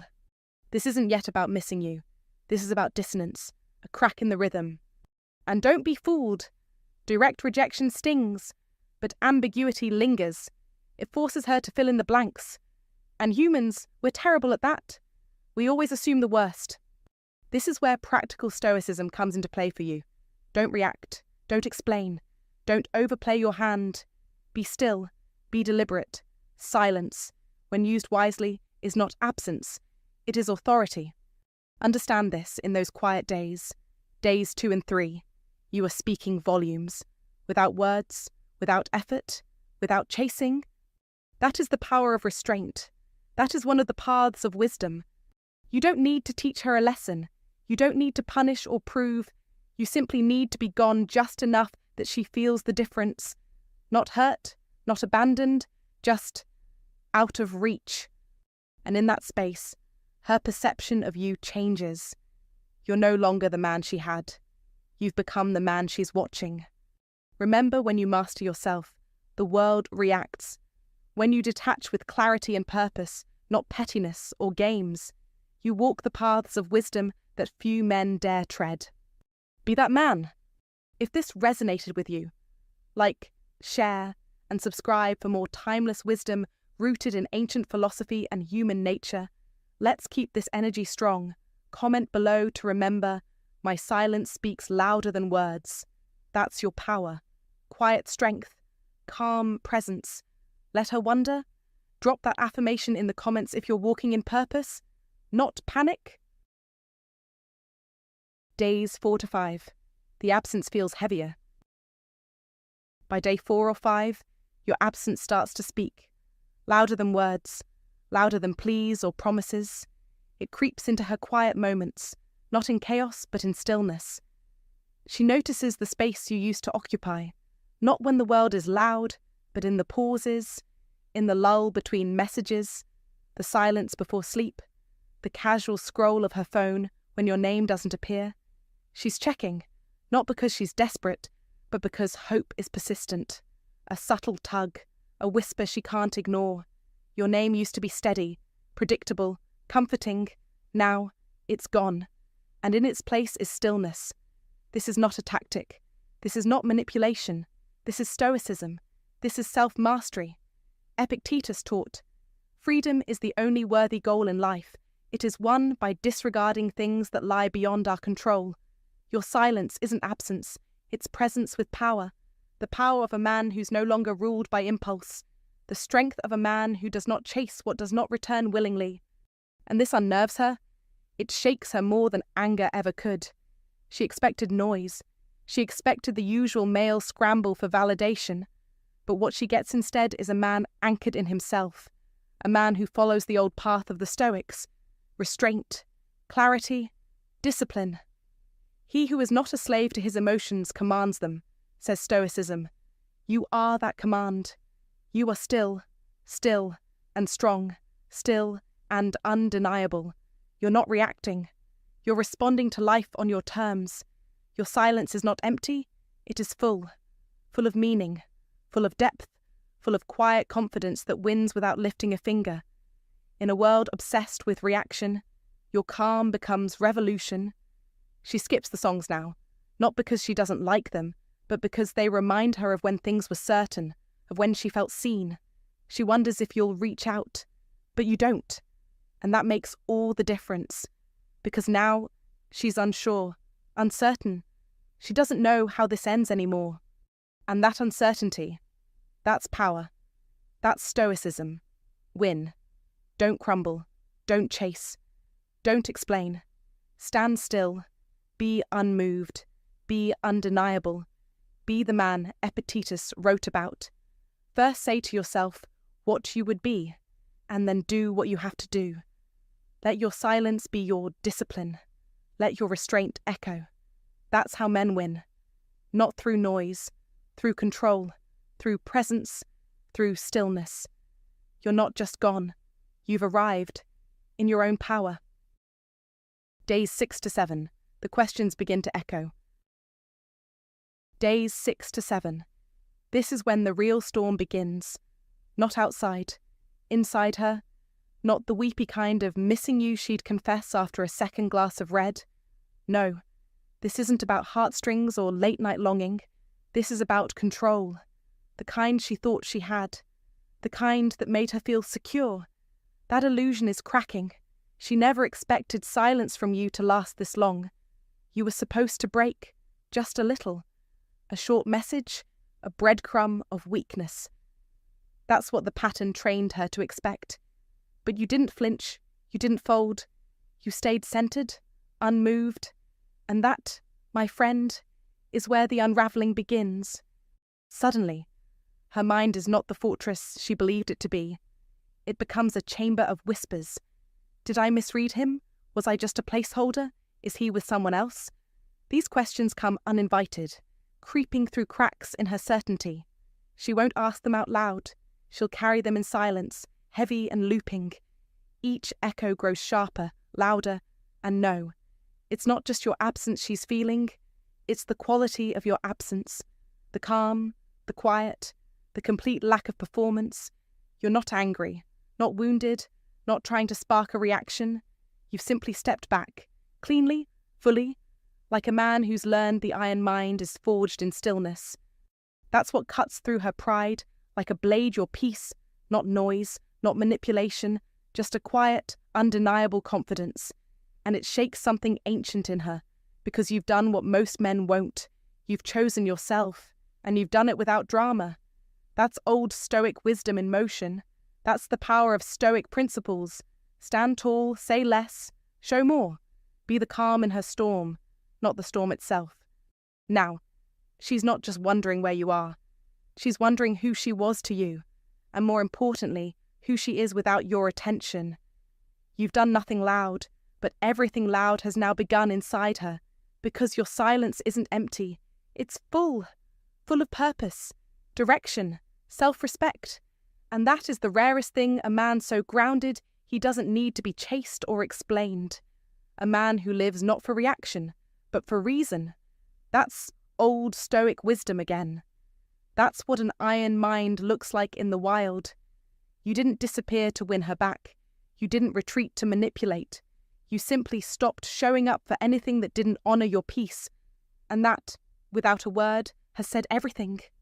If this message resonates, like the video, share it with someone who needs clarity, and subscribe for more timeless insights. Comment to remember, true strength is found in calm detachment, not in chasing closure. Days 8 to 10. The quiet starts to haunt her. Don't be fooled. Silence isn't passive.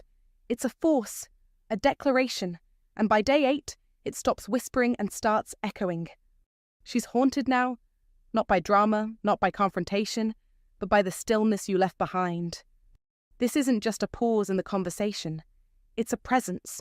It shows up beside her when she scrolls through her phone. It lies next to her in bed just before sleep. It trails her like a shadow in moments she used to feel safe. You've become the ghost she never expected. Not loud, not angry, but gone. And here's the twist. It's not the absence that confuses her. It's the calm. The kind of quiet that only comes from a man who knows who he is. She searches for traces of you. A liked post, a story view, a clue that she still lives somewhere in your world. But nothing. Just the silence again. This is where Stoic rules come alive. You haven't disappeared to hurt her. You didn't vanish in bitterness. You chose peace, and in doing so, became powerful. That's the paradox of practical Stoicism. You don't scream your worth, you remember it. You must understand, this isn't about playing games or testing loyalty. That's the language of boys. Men speak through boundaries. They choose the paths of wisdom over chaos. So she tells herself lies to keep her pride intact. He's trying to make me chase him. He wants me to reach out, but every hour that passes proves her wrong. You're not baiting. You're not hoping. You've simply stopped. And that, right there, is the moment the regret creeps in. She wasn't prepared for you to walk away without begging, without a scene, without a final word. She expected you to plead, but you remembered who you were, and that made you unreachable. Not by distance, but by dignity. This is the power of inner stillness. This is where practical Stoicism doesn't just guide you, it transforms you. You didn't need to slam a door. You simply closed it, softly, completely. And now, that peace she once prayed for, it taunts her. It lingers in every quiet space that used to comfort her.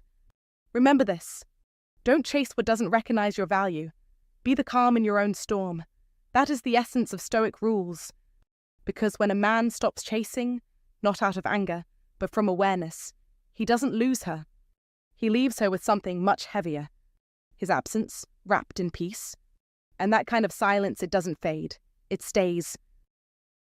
Days 11 to 14. Ego cracks. Doubt creeps in. This is when the ego begins to crack, and the quiet storm of doubt sets in. You're gone, but not in bitterness, not in drama, not in protest. You disappeared with dignity, and now, in the stillness you've left behind, she feels it, not all at once, but in subtle ways, lingering longer in front of the mirror, questioning the confidence she once wore like armor. The words you spoke, once brushed off, now echo louder. The laughs that once seemed effortless now feel hollow in retrospect. She replays scenes in her mind, searching for missed cues, wondering if her dismissiveness was actually a fatal misjudgment. She still believes she's in control, thinks she's making the empowered choice not to reach out. But slowly, the illusion of power is slipping through her fingers, because this time, your silence isn't a tactic. It's not about being missed. It's not manipulation. It's mastery. It's stoicism. It's Epictetus's wisdom in action. We suffer more often in imagination than in reality. You're not waiting by the phone. You're not trying to hurt her. You're just focused. You're winning. You've redirected your energy away from proving your worth to anyone else. And instead, you've invested it in your purpose, your health, your discipline, your peace. And that scares her. Why? Because nothing threatens the ego like watching someone thrive without needing validation. Nothing crushes old illusions like seeing the man she once thought needed her. Now walk forward with strength, self-respect, and inner peace. This is stoicismwin. This is the Epictetus playbook. You've exited the emotional battlefield, and now you're building your empire in silence. Let her wonder.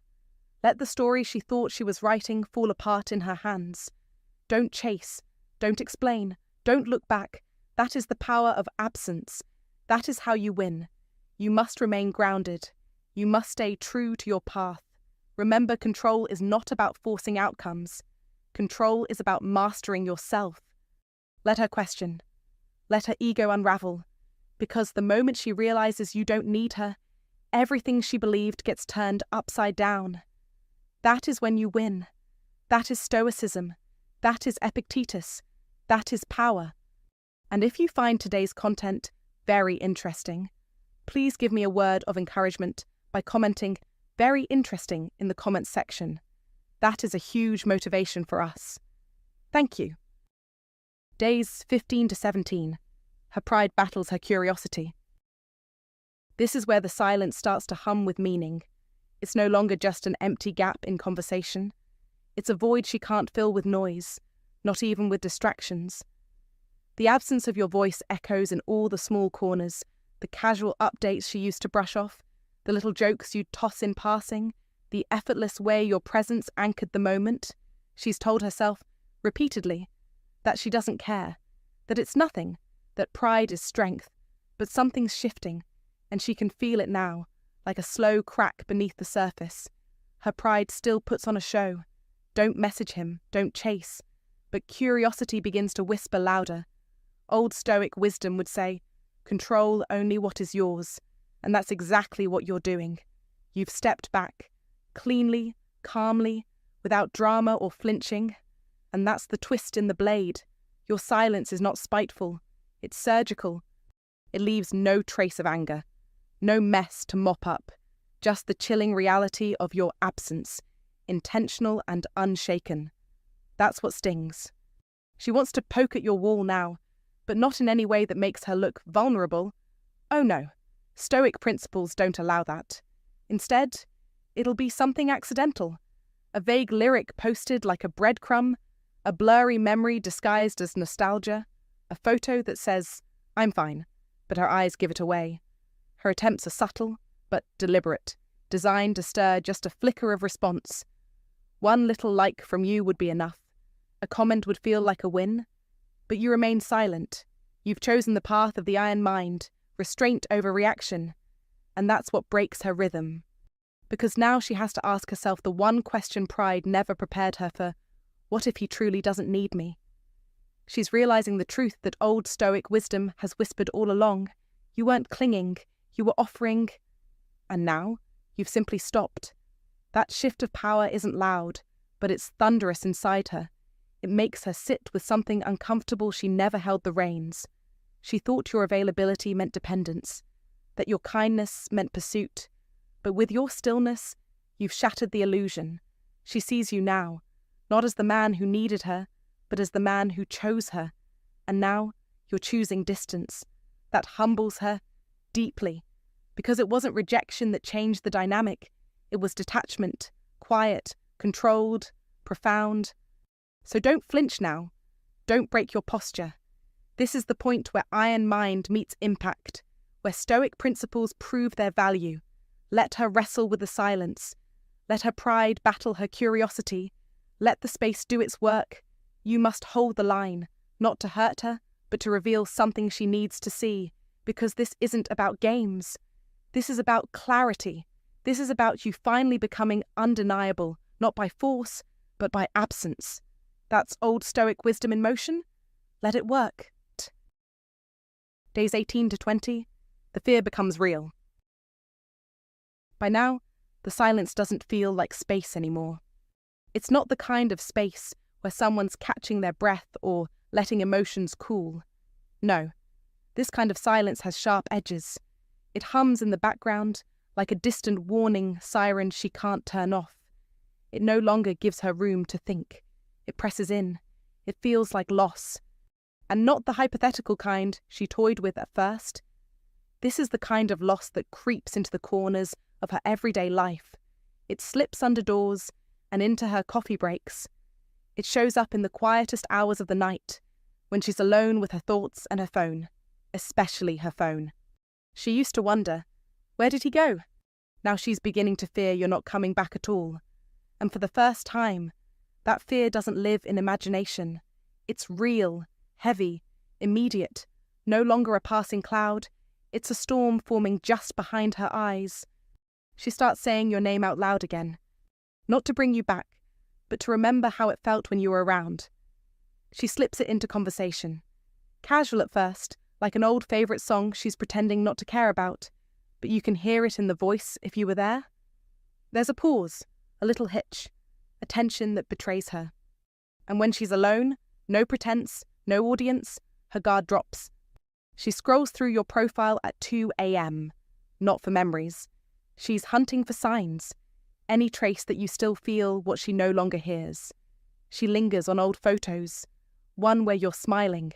That smile used to make her feel like the only one.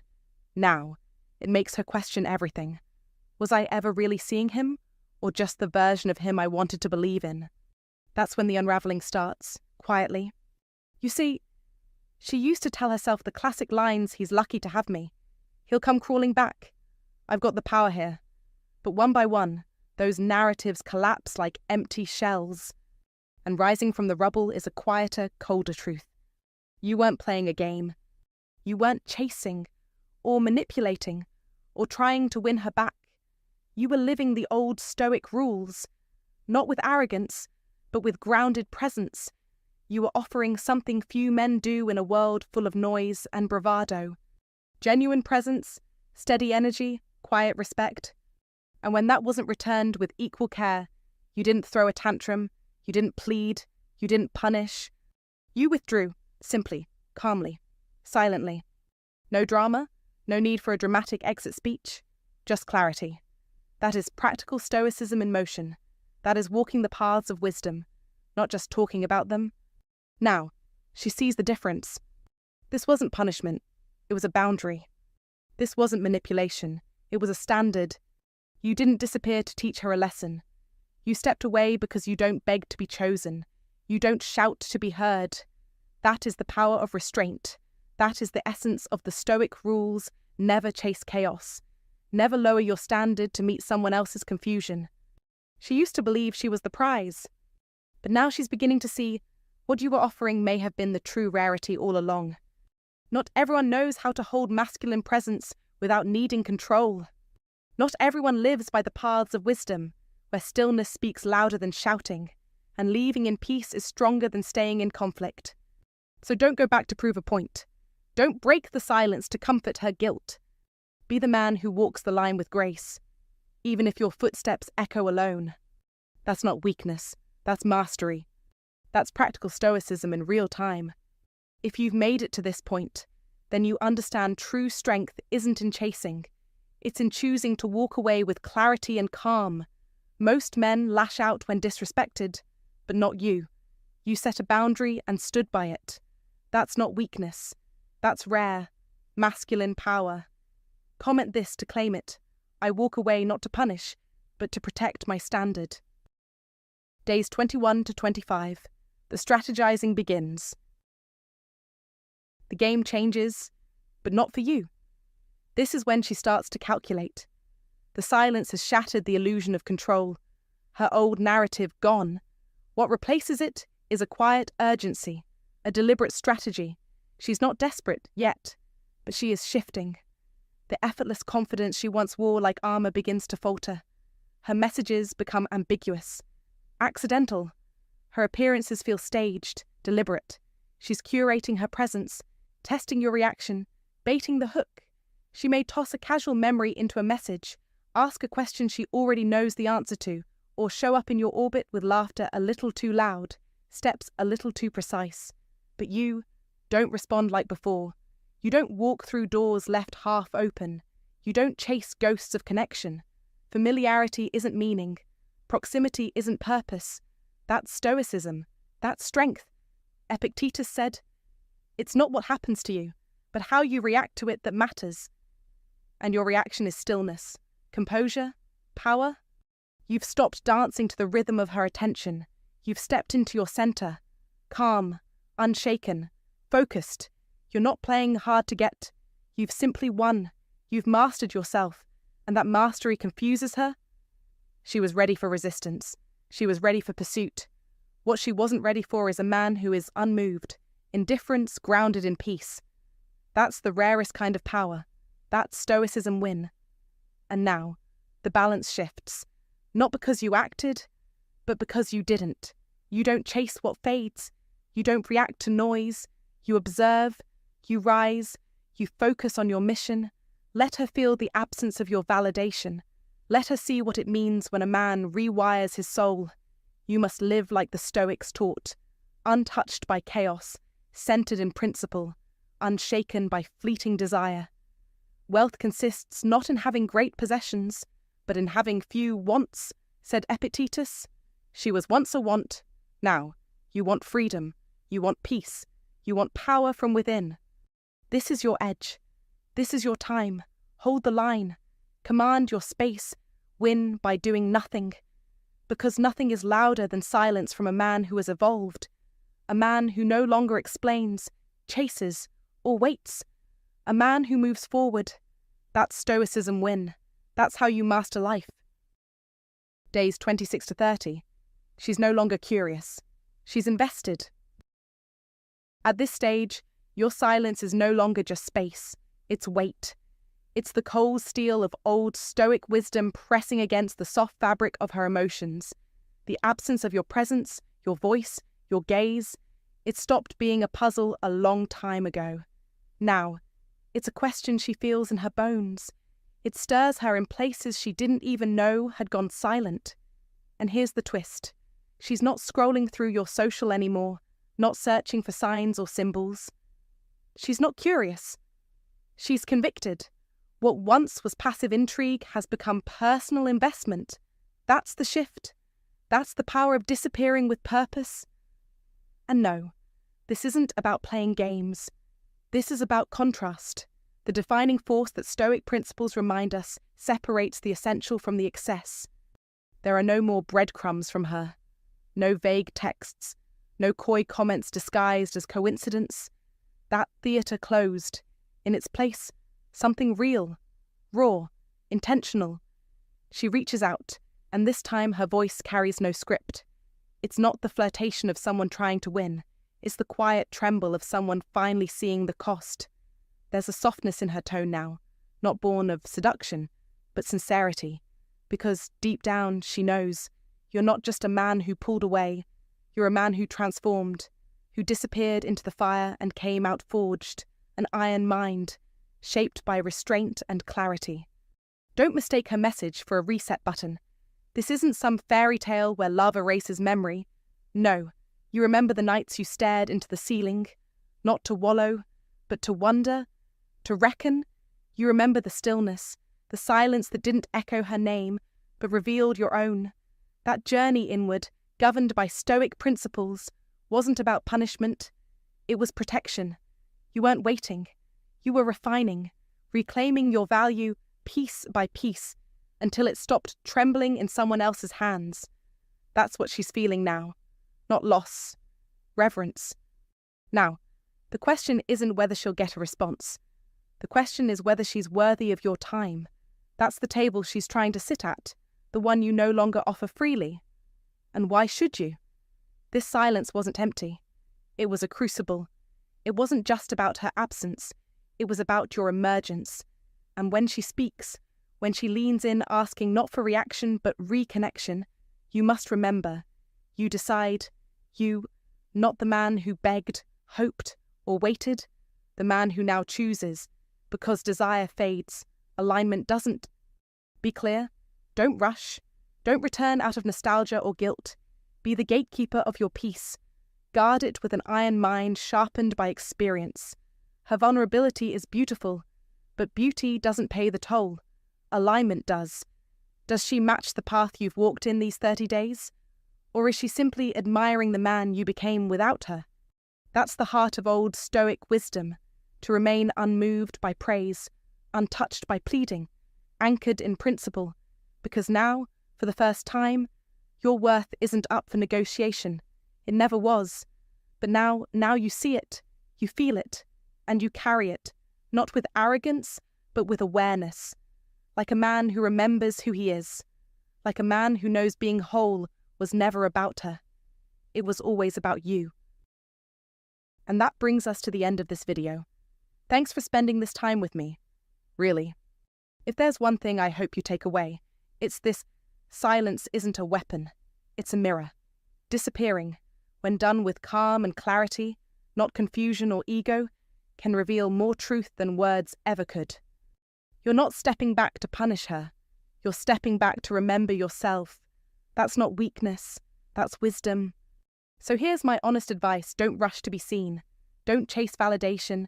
Stand still long enough to feel who you actually are, beyond the noise, beyond the roles, beyond the need to be chosen. Because the man who stands fully in himself doesn't disappear to be missed. He simply stops showing up where he isn't truly seen. If this hit home for you, I want to hear from you. Drop a comment. Your story matters more than you think. not for likes, not for attention, but for connection. Until next time, take care of yourself, stay grounded, and remember, silence isn't empty. Sometimes it's full of answers.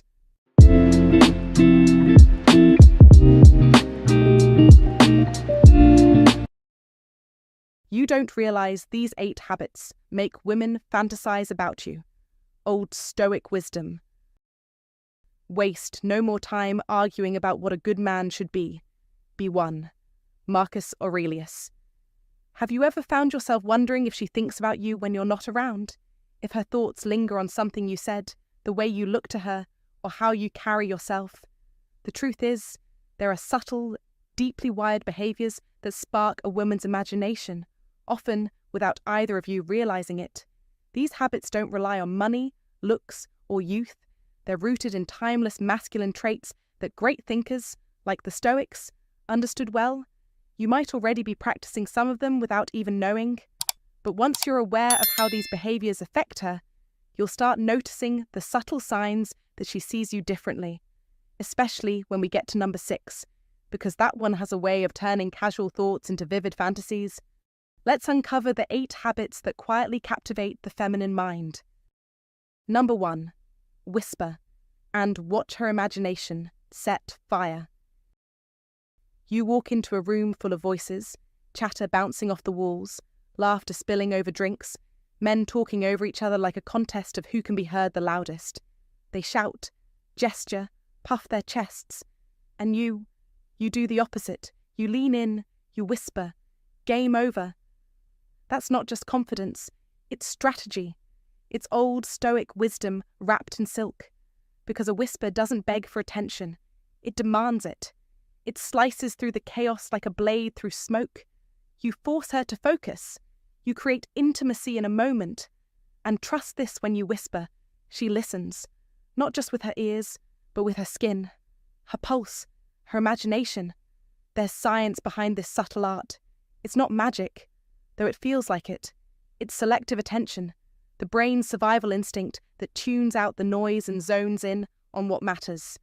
And you, when you whisper, you become what matters, not the loudest, not the boldest, but the most magnetic. She has to lean in, she has to listen, and suddenly, it's not just a conversation anymore, it's an experience, a private one, in a room full of people.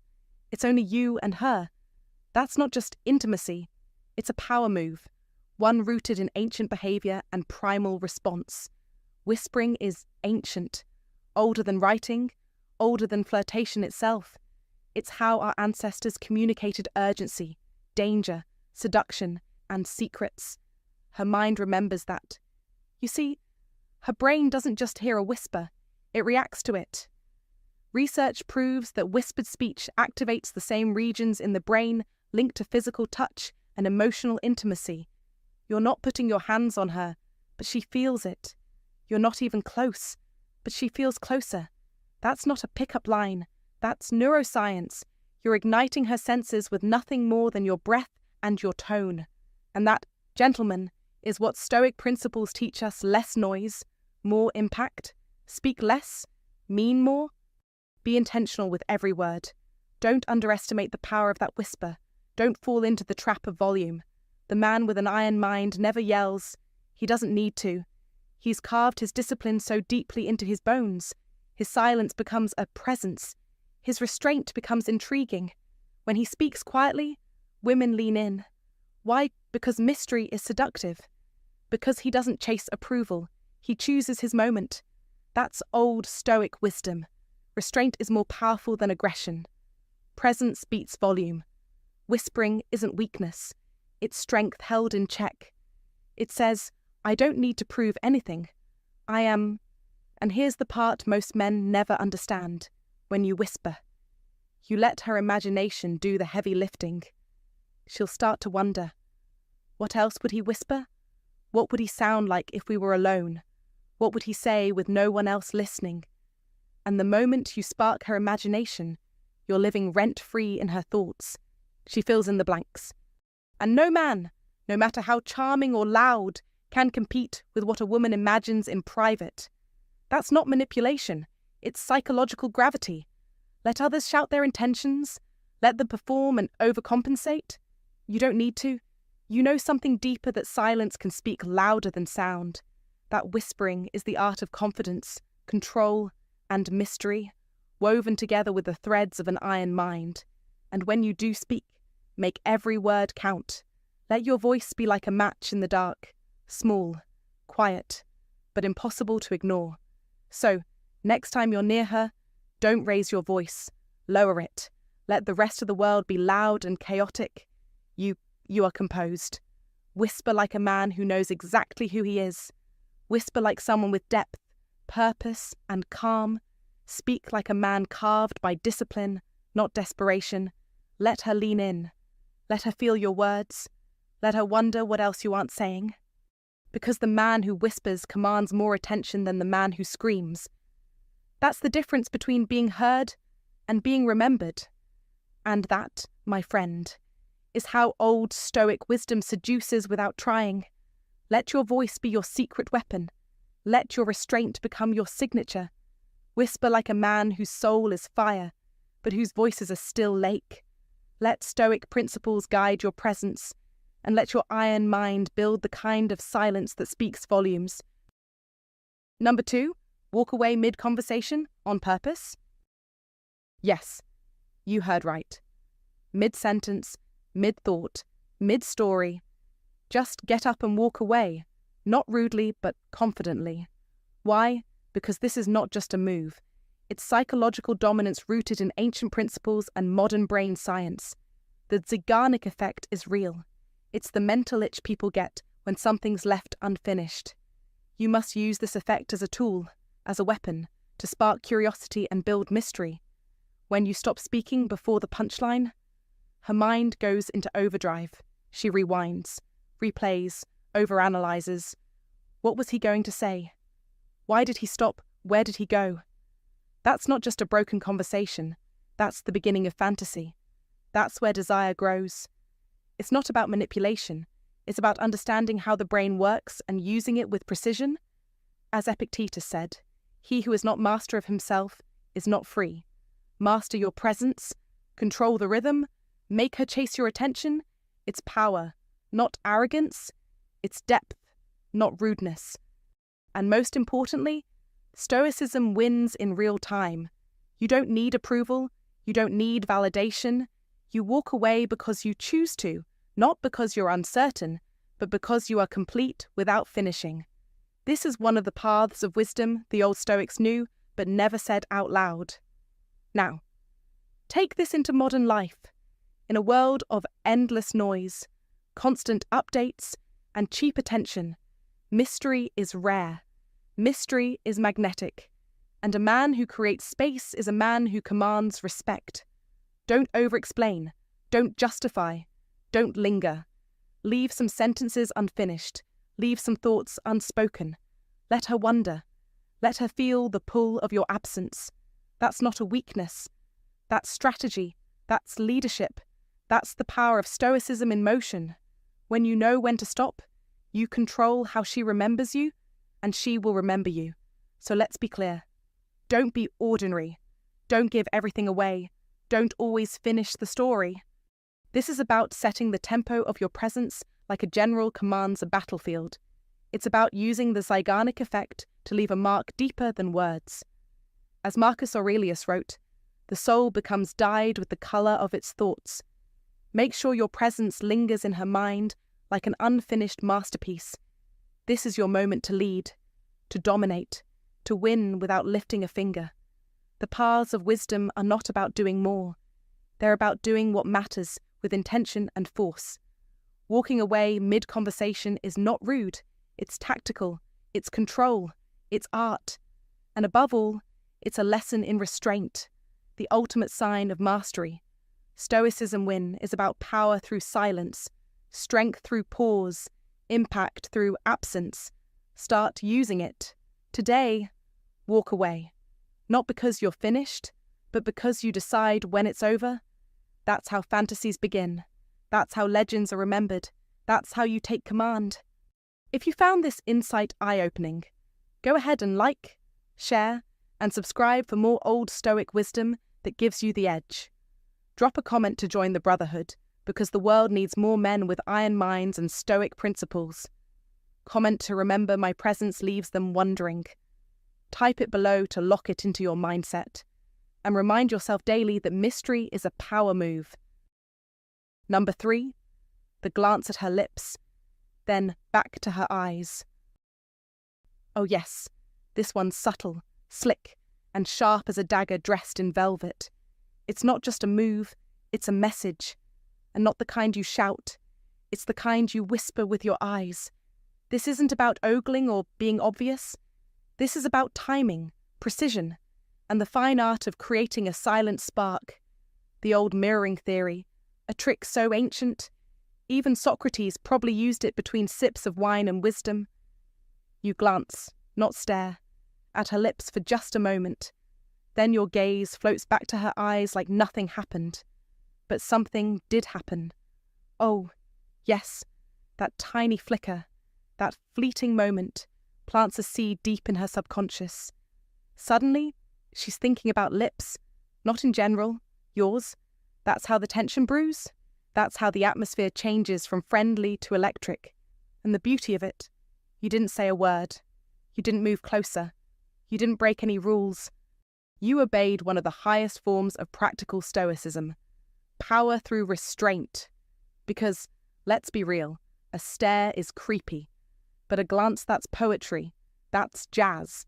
That's the art of suggestion, and you must master it. This isn't just flirting.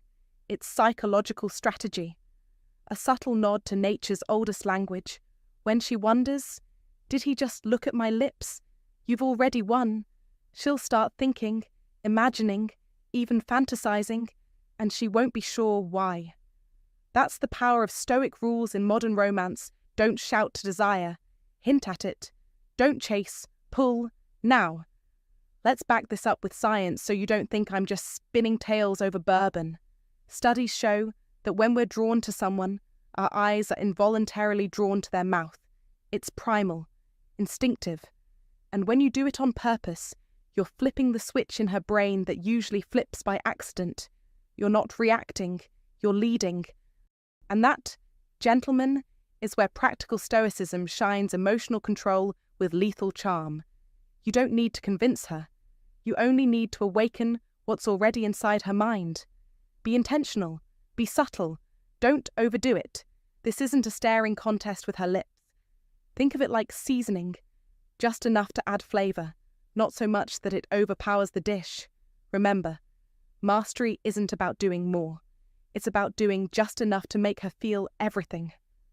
This is one of those Stoic rules nobody tells you because most don't even realise they're using it. But now you know. Now you can wield it like a silent weapon, because a real man doesn't need fireworks. He only needs one spark in the right place, and the rest burns on its own. So, next time you're mid-conversation, confident, calm, collected, pause. Let your eyes glide to her lips just for a second, then return to her gaze as if nothing happened.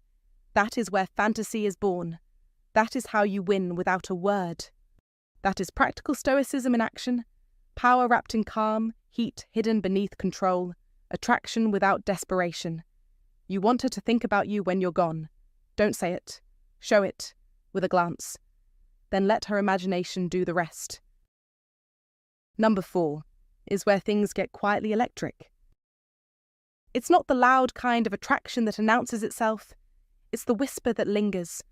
When you're mid-story, deep in the moment, and you reach out to touch her arm, not in a clumsy or rehearsed way, but naturally, lightly, with purpose, and then you pull back without fanfare, without acknowledgement. That's where the magic begins. You see, most men think the power is in the touch. It's not. It's in the absence that follows. It's the gap, that delicious empty space where her mind gets to run wild. That's where you're channeling something deeper than charm. That's where old Stoic wisdom kicks in. Stoic principles teach us restraint, presence, and clarity of intention. You're not touching her because you're desperate for contact. You're touching her because it fits the moment, and then you retreat. That move, It's a storm disguised as a breeze. Her skin still tingles. Her brain starts firing off questions. Why did he stop? Did he mean it? What if he does it again? That moment becomes pregnant with possibility. And in that stillness, her imagination takes over. You've sparked a chain reaction, not through pressure, but through restraint. That's the iron mind at work. Don't be the guy who overdoes it. Don't be the man who clings, gropes, or hovers. Be the contrast. Be the break in the pattern. That fleeting touch, followed by your cool, grounded continuation of the conversation, tells her something powerful. You are in control of yourself. That, right there, is Stoic seduction. It's composed, it's unexpected, and it's unforgettable. You're not trying to impress her with force. You're inviting her mind to dance, and that is far more dangerous. When you remove the touch, you activate what psychologists call intermittent reinforcement. This isn't just theory. It's the same mechanic that makes slot machines addictive. When the reward is uncertain, the anticipation becomes obsession. The brain clings to every possible cue, waiting, wondering, will it happen again? And that, my friend, is how women start fantasizing, not about what just happened, but about what might happen next. The power of Stoic principles is not in what they give you immediately, it's in what they help you withhold. The moment you learn that doing less, with intention, creates more desire, you're on a different level. You become the man who doesn't need constant attention, who doesn't flood her senses with desperation, but who moves with deliberate grace. That's not a game. That's philosophy in motion. You must understand that the most attractive man is not the one who's the most physical, but the one who controls when and how he shows desire. It's subtle, yes, but it's devastatingly effective. Women remember these moments because they feel different. They're not performed, they're real. A touch that's there and gone becomes a puzzle piece in her mind. And the fact that you never acknowledged it, never tried to make it mean something, makes it echo louder. She starts leaning in. She starts noticing you more. She becomes alert to your every move, not because you're louder, but because you're less available. That's old Stoic wisdom in its purest form. So remember, be the man who touches her arm and then pulls back. Be the contrast, the calm within the chaos. Be the presence that doesn't beg for attention, but earns it through silence and strength. This is how you create fascination, not with more effort, but with better timing. That's not manipulation. That's the art of masculine self-mastery. That's an iron mind at play. And that's what makes her think about you long after the moment has passed. If you've made it this far, you already understand the power of subtle presence over constant pursuit. This isn't about chasing. It's about creating space so she starts chasing you. Comment below. I master the art of presence and absence. This signals to the world, and to yourself, that you've begun using contrast to spark desire. Number 5. When you pause mid-sentence and smile like you know something. Let's talk about one of the smoothest, most overlooked tools in your arsenal, the pause. Not just any pause, though, I mean that pause. The one where you're in mid-sentence, maybe describing an old memory, cracking a joke, or sharing an opinion. And then, instead of wrapping it up, you stop. Cold. No conclusion, no punctuation, just stillness, and a smile, a small, sly, private little grin that suggests, I know something. And I'm not telling. Sounds simple, right? But don't be fooled. This is high art. It's soft-spoken sorcery. What you're doing is activating a deep, primal circuit in her mind, something psychologists call cognitive curiosity. You're triggering a beautiful tension between what's said and what's unsaid. And make no mistake, gentlemen, the unsaid is where the power lives. Here's what happens. That pause, unexpected, sharp, intentional, pulls her attention toward you like gravity. Her mind kicks into overdrive. She tries to fill in the blanks. Why did he stop? Was that about me? Was he going to say something more flirtatious? Was that thought naughty, personal, romantic? And then there's the smile. That smile is your signature. That smile invites speculation. That smile launches fantasies. It says, "There's more to me than I'm showing, and you'll have to work a little to see it." You must understand people aren't obsessed with what they know. They become obsessed with what they don't. That's the magic here. You're not just talking. You're sculpting mystery with silence. You're painting intrigue with a pause. And that's not manipulation. It's practical stoicism in motion, restraint, control, presence.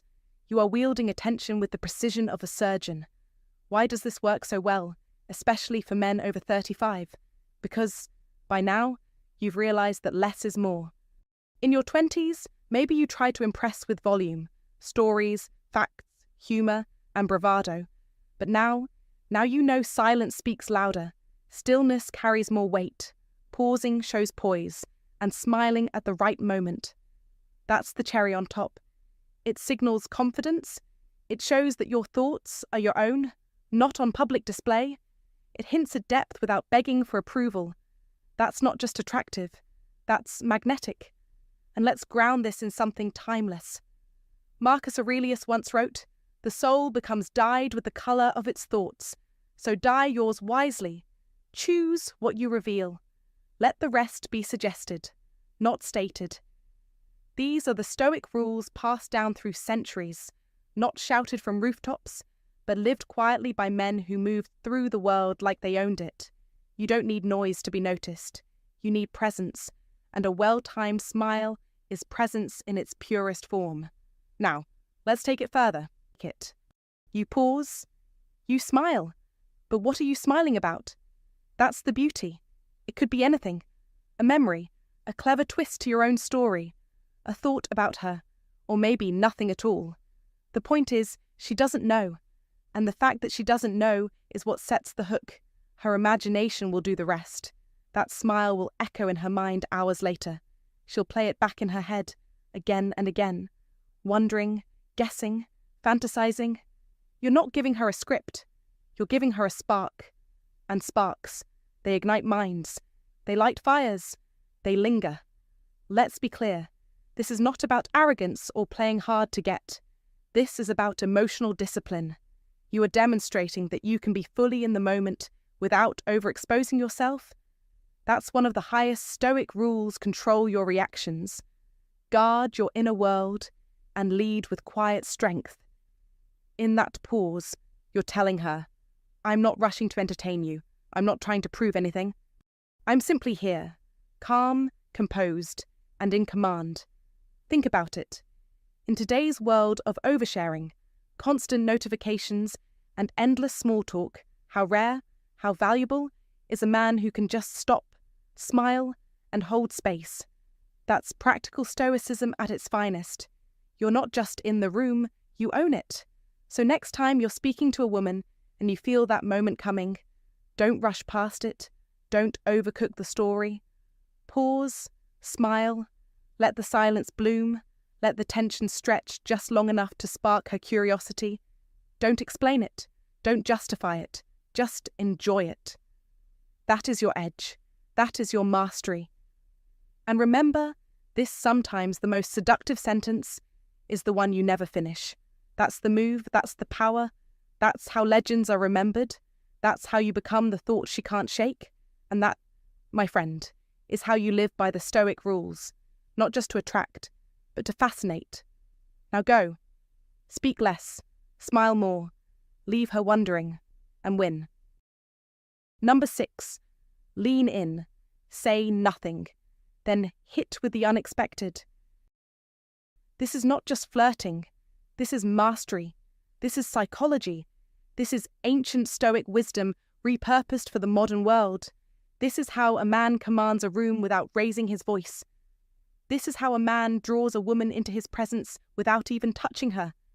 This is how a man becomes unforgettable. When you lean in close and say nothing, you are triggering anticipation psychology. You are rewiring her focus. In an instant, everything fades but you. Her heart rate increases. Her attention narrows.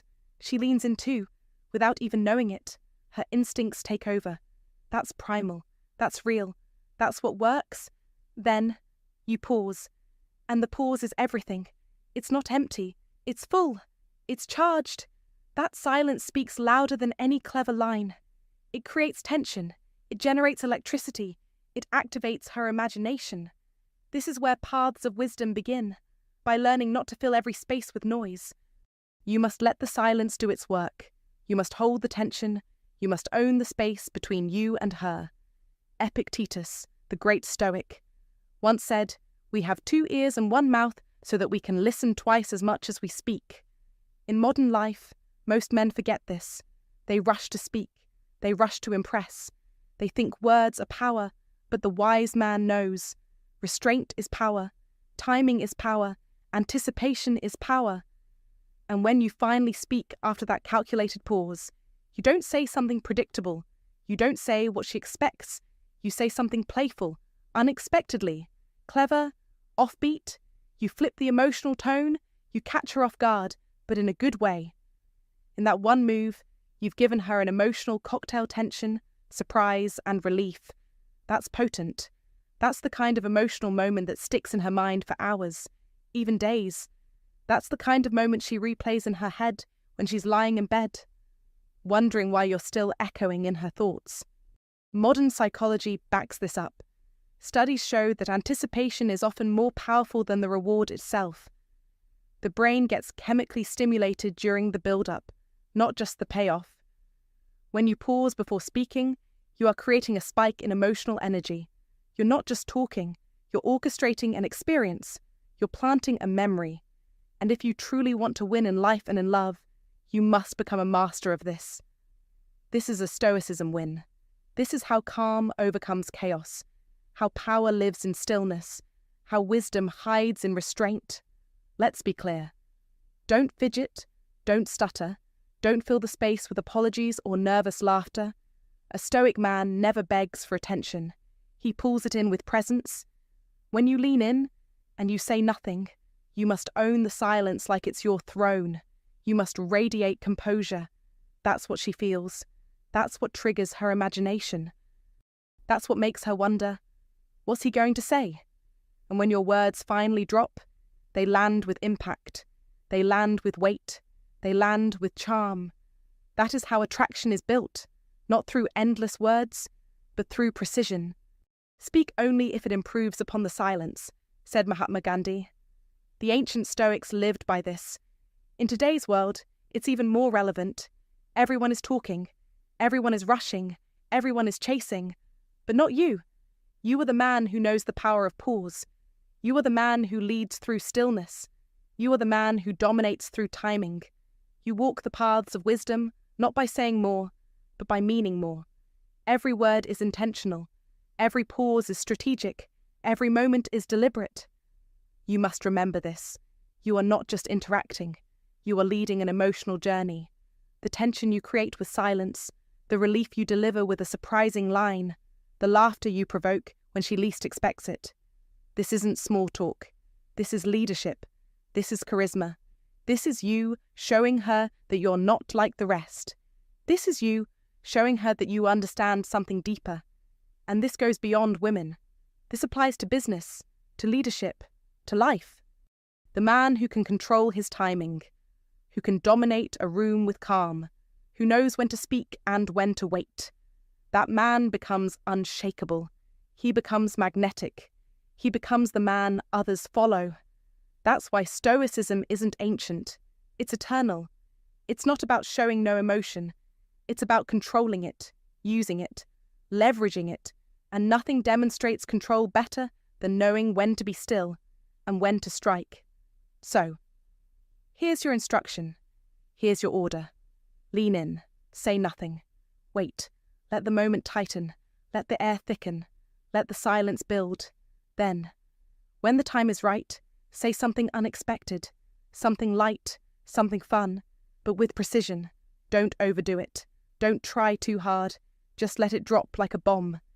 That emotional switch, tension to surprise, is unforgettable. It's addictive. It's what makes a man stay in a woman's thoughts long after the conversation ends. This is not a trick. This is art. This is power. This is ancient wisdom applied to modern success. Stoicism wins. Epictetus approved. Let others rush. Let others chase. Let others stumble through words. You pause, you wait, you strike, you win, you walk the paths of wisdom. Now go do it. If you found this insight powerful, hit that like button, share it with a brother who needs this, and don't forget to subscribe for more timeless wisdom. Comment to remember. My presence creates unforgettable moments. Drop that in the comments to lock it into your mindset, and to let the world know you're mastering the art of anticipation. Number 7. When you look at her like you're undressing her, then laugh it off. Don't underestimate the lethal charm of a well-timed look. Yes, that look. The one that lands like thunder in the silence of small talk. The look that says, I see you, all of you, and I want you. For a split second, she catches the full weight of your desire, raw, unfiltered, and blazing like fire through your eyes. Then, just as quickly, you smirk, maybe chuckle under your breath, as if to say, yeah, I know that was a bit much, but it's you, I couldn't help it. That shift, from primal heat to boyish amusement, is not an accident. It's mastery, it's strategy, it's old Stoic wisdom dressed up in leather boots and a roguish grin. This is the art of safe danger. You're breaking a rule, one of those unspoken social boundaries that says, don't make it too obvious, but by laughing, by easing the tension with a spark of play, you soften the edge. That laugh isn't nervous, it's deliberate. It tells her you're fully in control of your desire, and that control, that's the magic. Because here's the secret. Women don't fantasize about passive men. They fantasize about the ones who look like they could devour them, but choose instead to savor. You must own your desire without turning it into pressure. That's where the Stoic principles come in. Stoicism is not coldness. It's restraint forged in fire. It's the iron mind behind the smolder. A man who can burn without burning others. You become the paradox she can't stop replaying in her head, bold but not reckless, intense yet light-hearted. You didn't just flirt, you branded her thoughts with your presence. And now you're living rent-free in her daydreams. Don't doubt it. Psychologists call it the benign violation theory, but men of old Stoic wisdom knew it long before there was a label for it. You make the bold move, break the rule, but then make it harmless. You give her the jolt of danger and the cushion of safety in one expertly delivered gesture. She's thrilled, but not threatened. That's a high she'll chase, even if she doesn't realize why. You're showing her that you see her in a way most men don't, or won't. Not just the woman she presents to the world, but the one underneath, the one who wants to feel wanted and safe in the same breath. Most men go one way or the other, creepy stares with no filter or clumsy jokes with no depth. Be neither. Be the man with the iron mind, the one who knows when to unleash the fire and when to hold it in his palm, just flickering. That balance, it's intoxicating. You're not just being playful. You're proving you're dangerous, but benevolent, like a wolf who's decided not to bite. And it's that contrast, that beautiful tension, that makes her knees wobble and her mind wander. It's what sets your presence apart from every other forgettable face. You didn't say a word, but your glance said volumes. It whispered promises. It left a mark. That's not luck. That's discipline. That's Stoic principles in motion. Choosing the moment, controlling the message, never letting your impulses run wild, but never denying them either. And when you laugh, you're not deflecting. You're guiding. You're showing her you're confident enough to own the attraction and evolved enough to make it playful. This isn't about manipulation. It's about mastery, emotional, psychological, masculine mastery. And make no mistake, she notices, not just in the moment. Later, when she's lying in bed, staring at the ceiling, trying to figure out why she can't stop thinking about you. That's your legacy. That's what happens when a man lives by old Stoic wisdom but moves with modern charm. Be that man. Don't stare like a creep. Don't joke like a clown. Look like you mean it. Then laugh like you've got nothing to prove. That's how legends walk into a room. And if you're wondering whether that one look and laugh really lingers, here's your answer. Studies show women are irresistibly drawn to men who radiate confidence wrapped in humour. It's biology, psychology, and ancient male grace, all rolled into a glance. But this isn't for the timid. This is for the man who knows himself, holds his ground, and doesn't need permission to feel desire, but respects the boundaries of another. A man ruled by an iron mind, not animal urges. That's what turns the spark into a firestorm. So go ahead. Next time you feel that pulse of attraction, let it show. Let her see it for just a moment. Let it flash like lightning across your face. But then, laugh. Not to apologize, not to retreat, but to invite, to tease, to say, I could, but I won't, unless you want me to.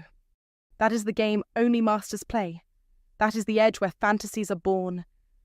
And that, my friend, is how you become unforgettable, not just to her eyes, but to her imagination. She won't just remember your face. She'll remember how it felt to be seen by you. And that feeling. That's the kind of thing that haunts you in the best way, because it wasn't just a look, it was the look. Number 8, end the conversation. First, yes, you heard that right. You hang up, you walk away, you end the chat while the connection still crackles with energy. Why? Because this, my friend, is not rude. This is strategy. This is scarcity psychology, and done well. It's irresistibly powerful. Most guys, they linger.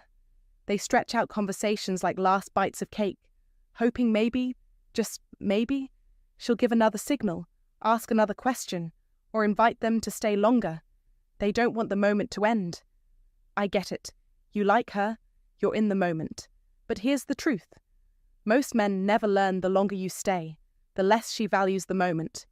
Let me put it plainly. Don't be the guy who overstays his welcome. Be the guy who leaves just before she expects it. That's the guy she thinks about later. That's the guy she wants to hear from again. Why? Because of scarcity. When something is limited, the brain assigns it value. It's hardwired into us. Economics 101 meets dating psychology, and practical stoicism meets romantic mastery.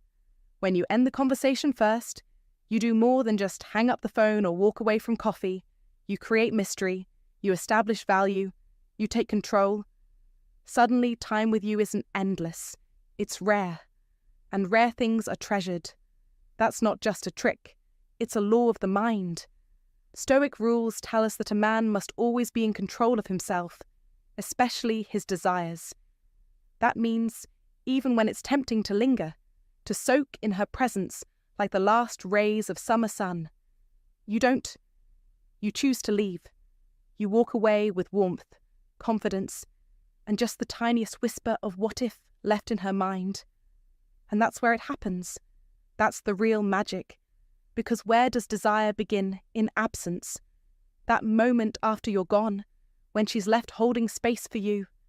That's where fantasy blooms. Not in endless conversation, not in desperate clinging, but in absence charged with potential. There's a clever metaphor the old Stoics might have liked. You don't squeeze the orange dry in one sitting. You leave some juice for next time. That's how you keep her coming back. That's how you make her think about you while she's brushing her teeth, scrolling her phone, or lying in bed staring at the ceiling. You leave early, and you leave a mark. Be brief, be brilliant, then be gone. That's the trifecta.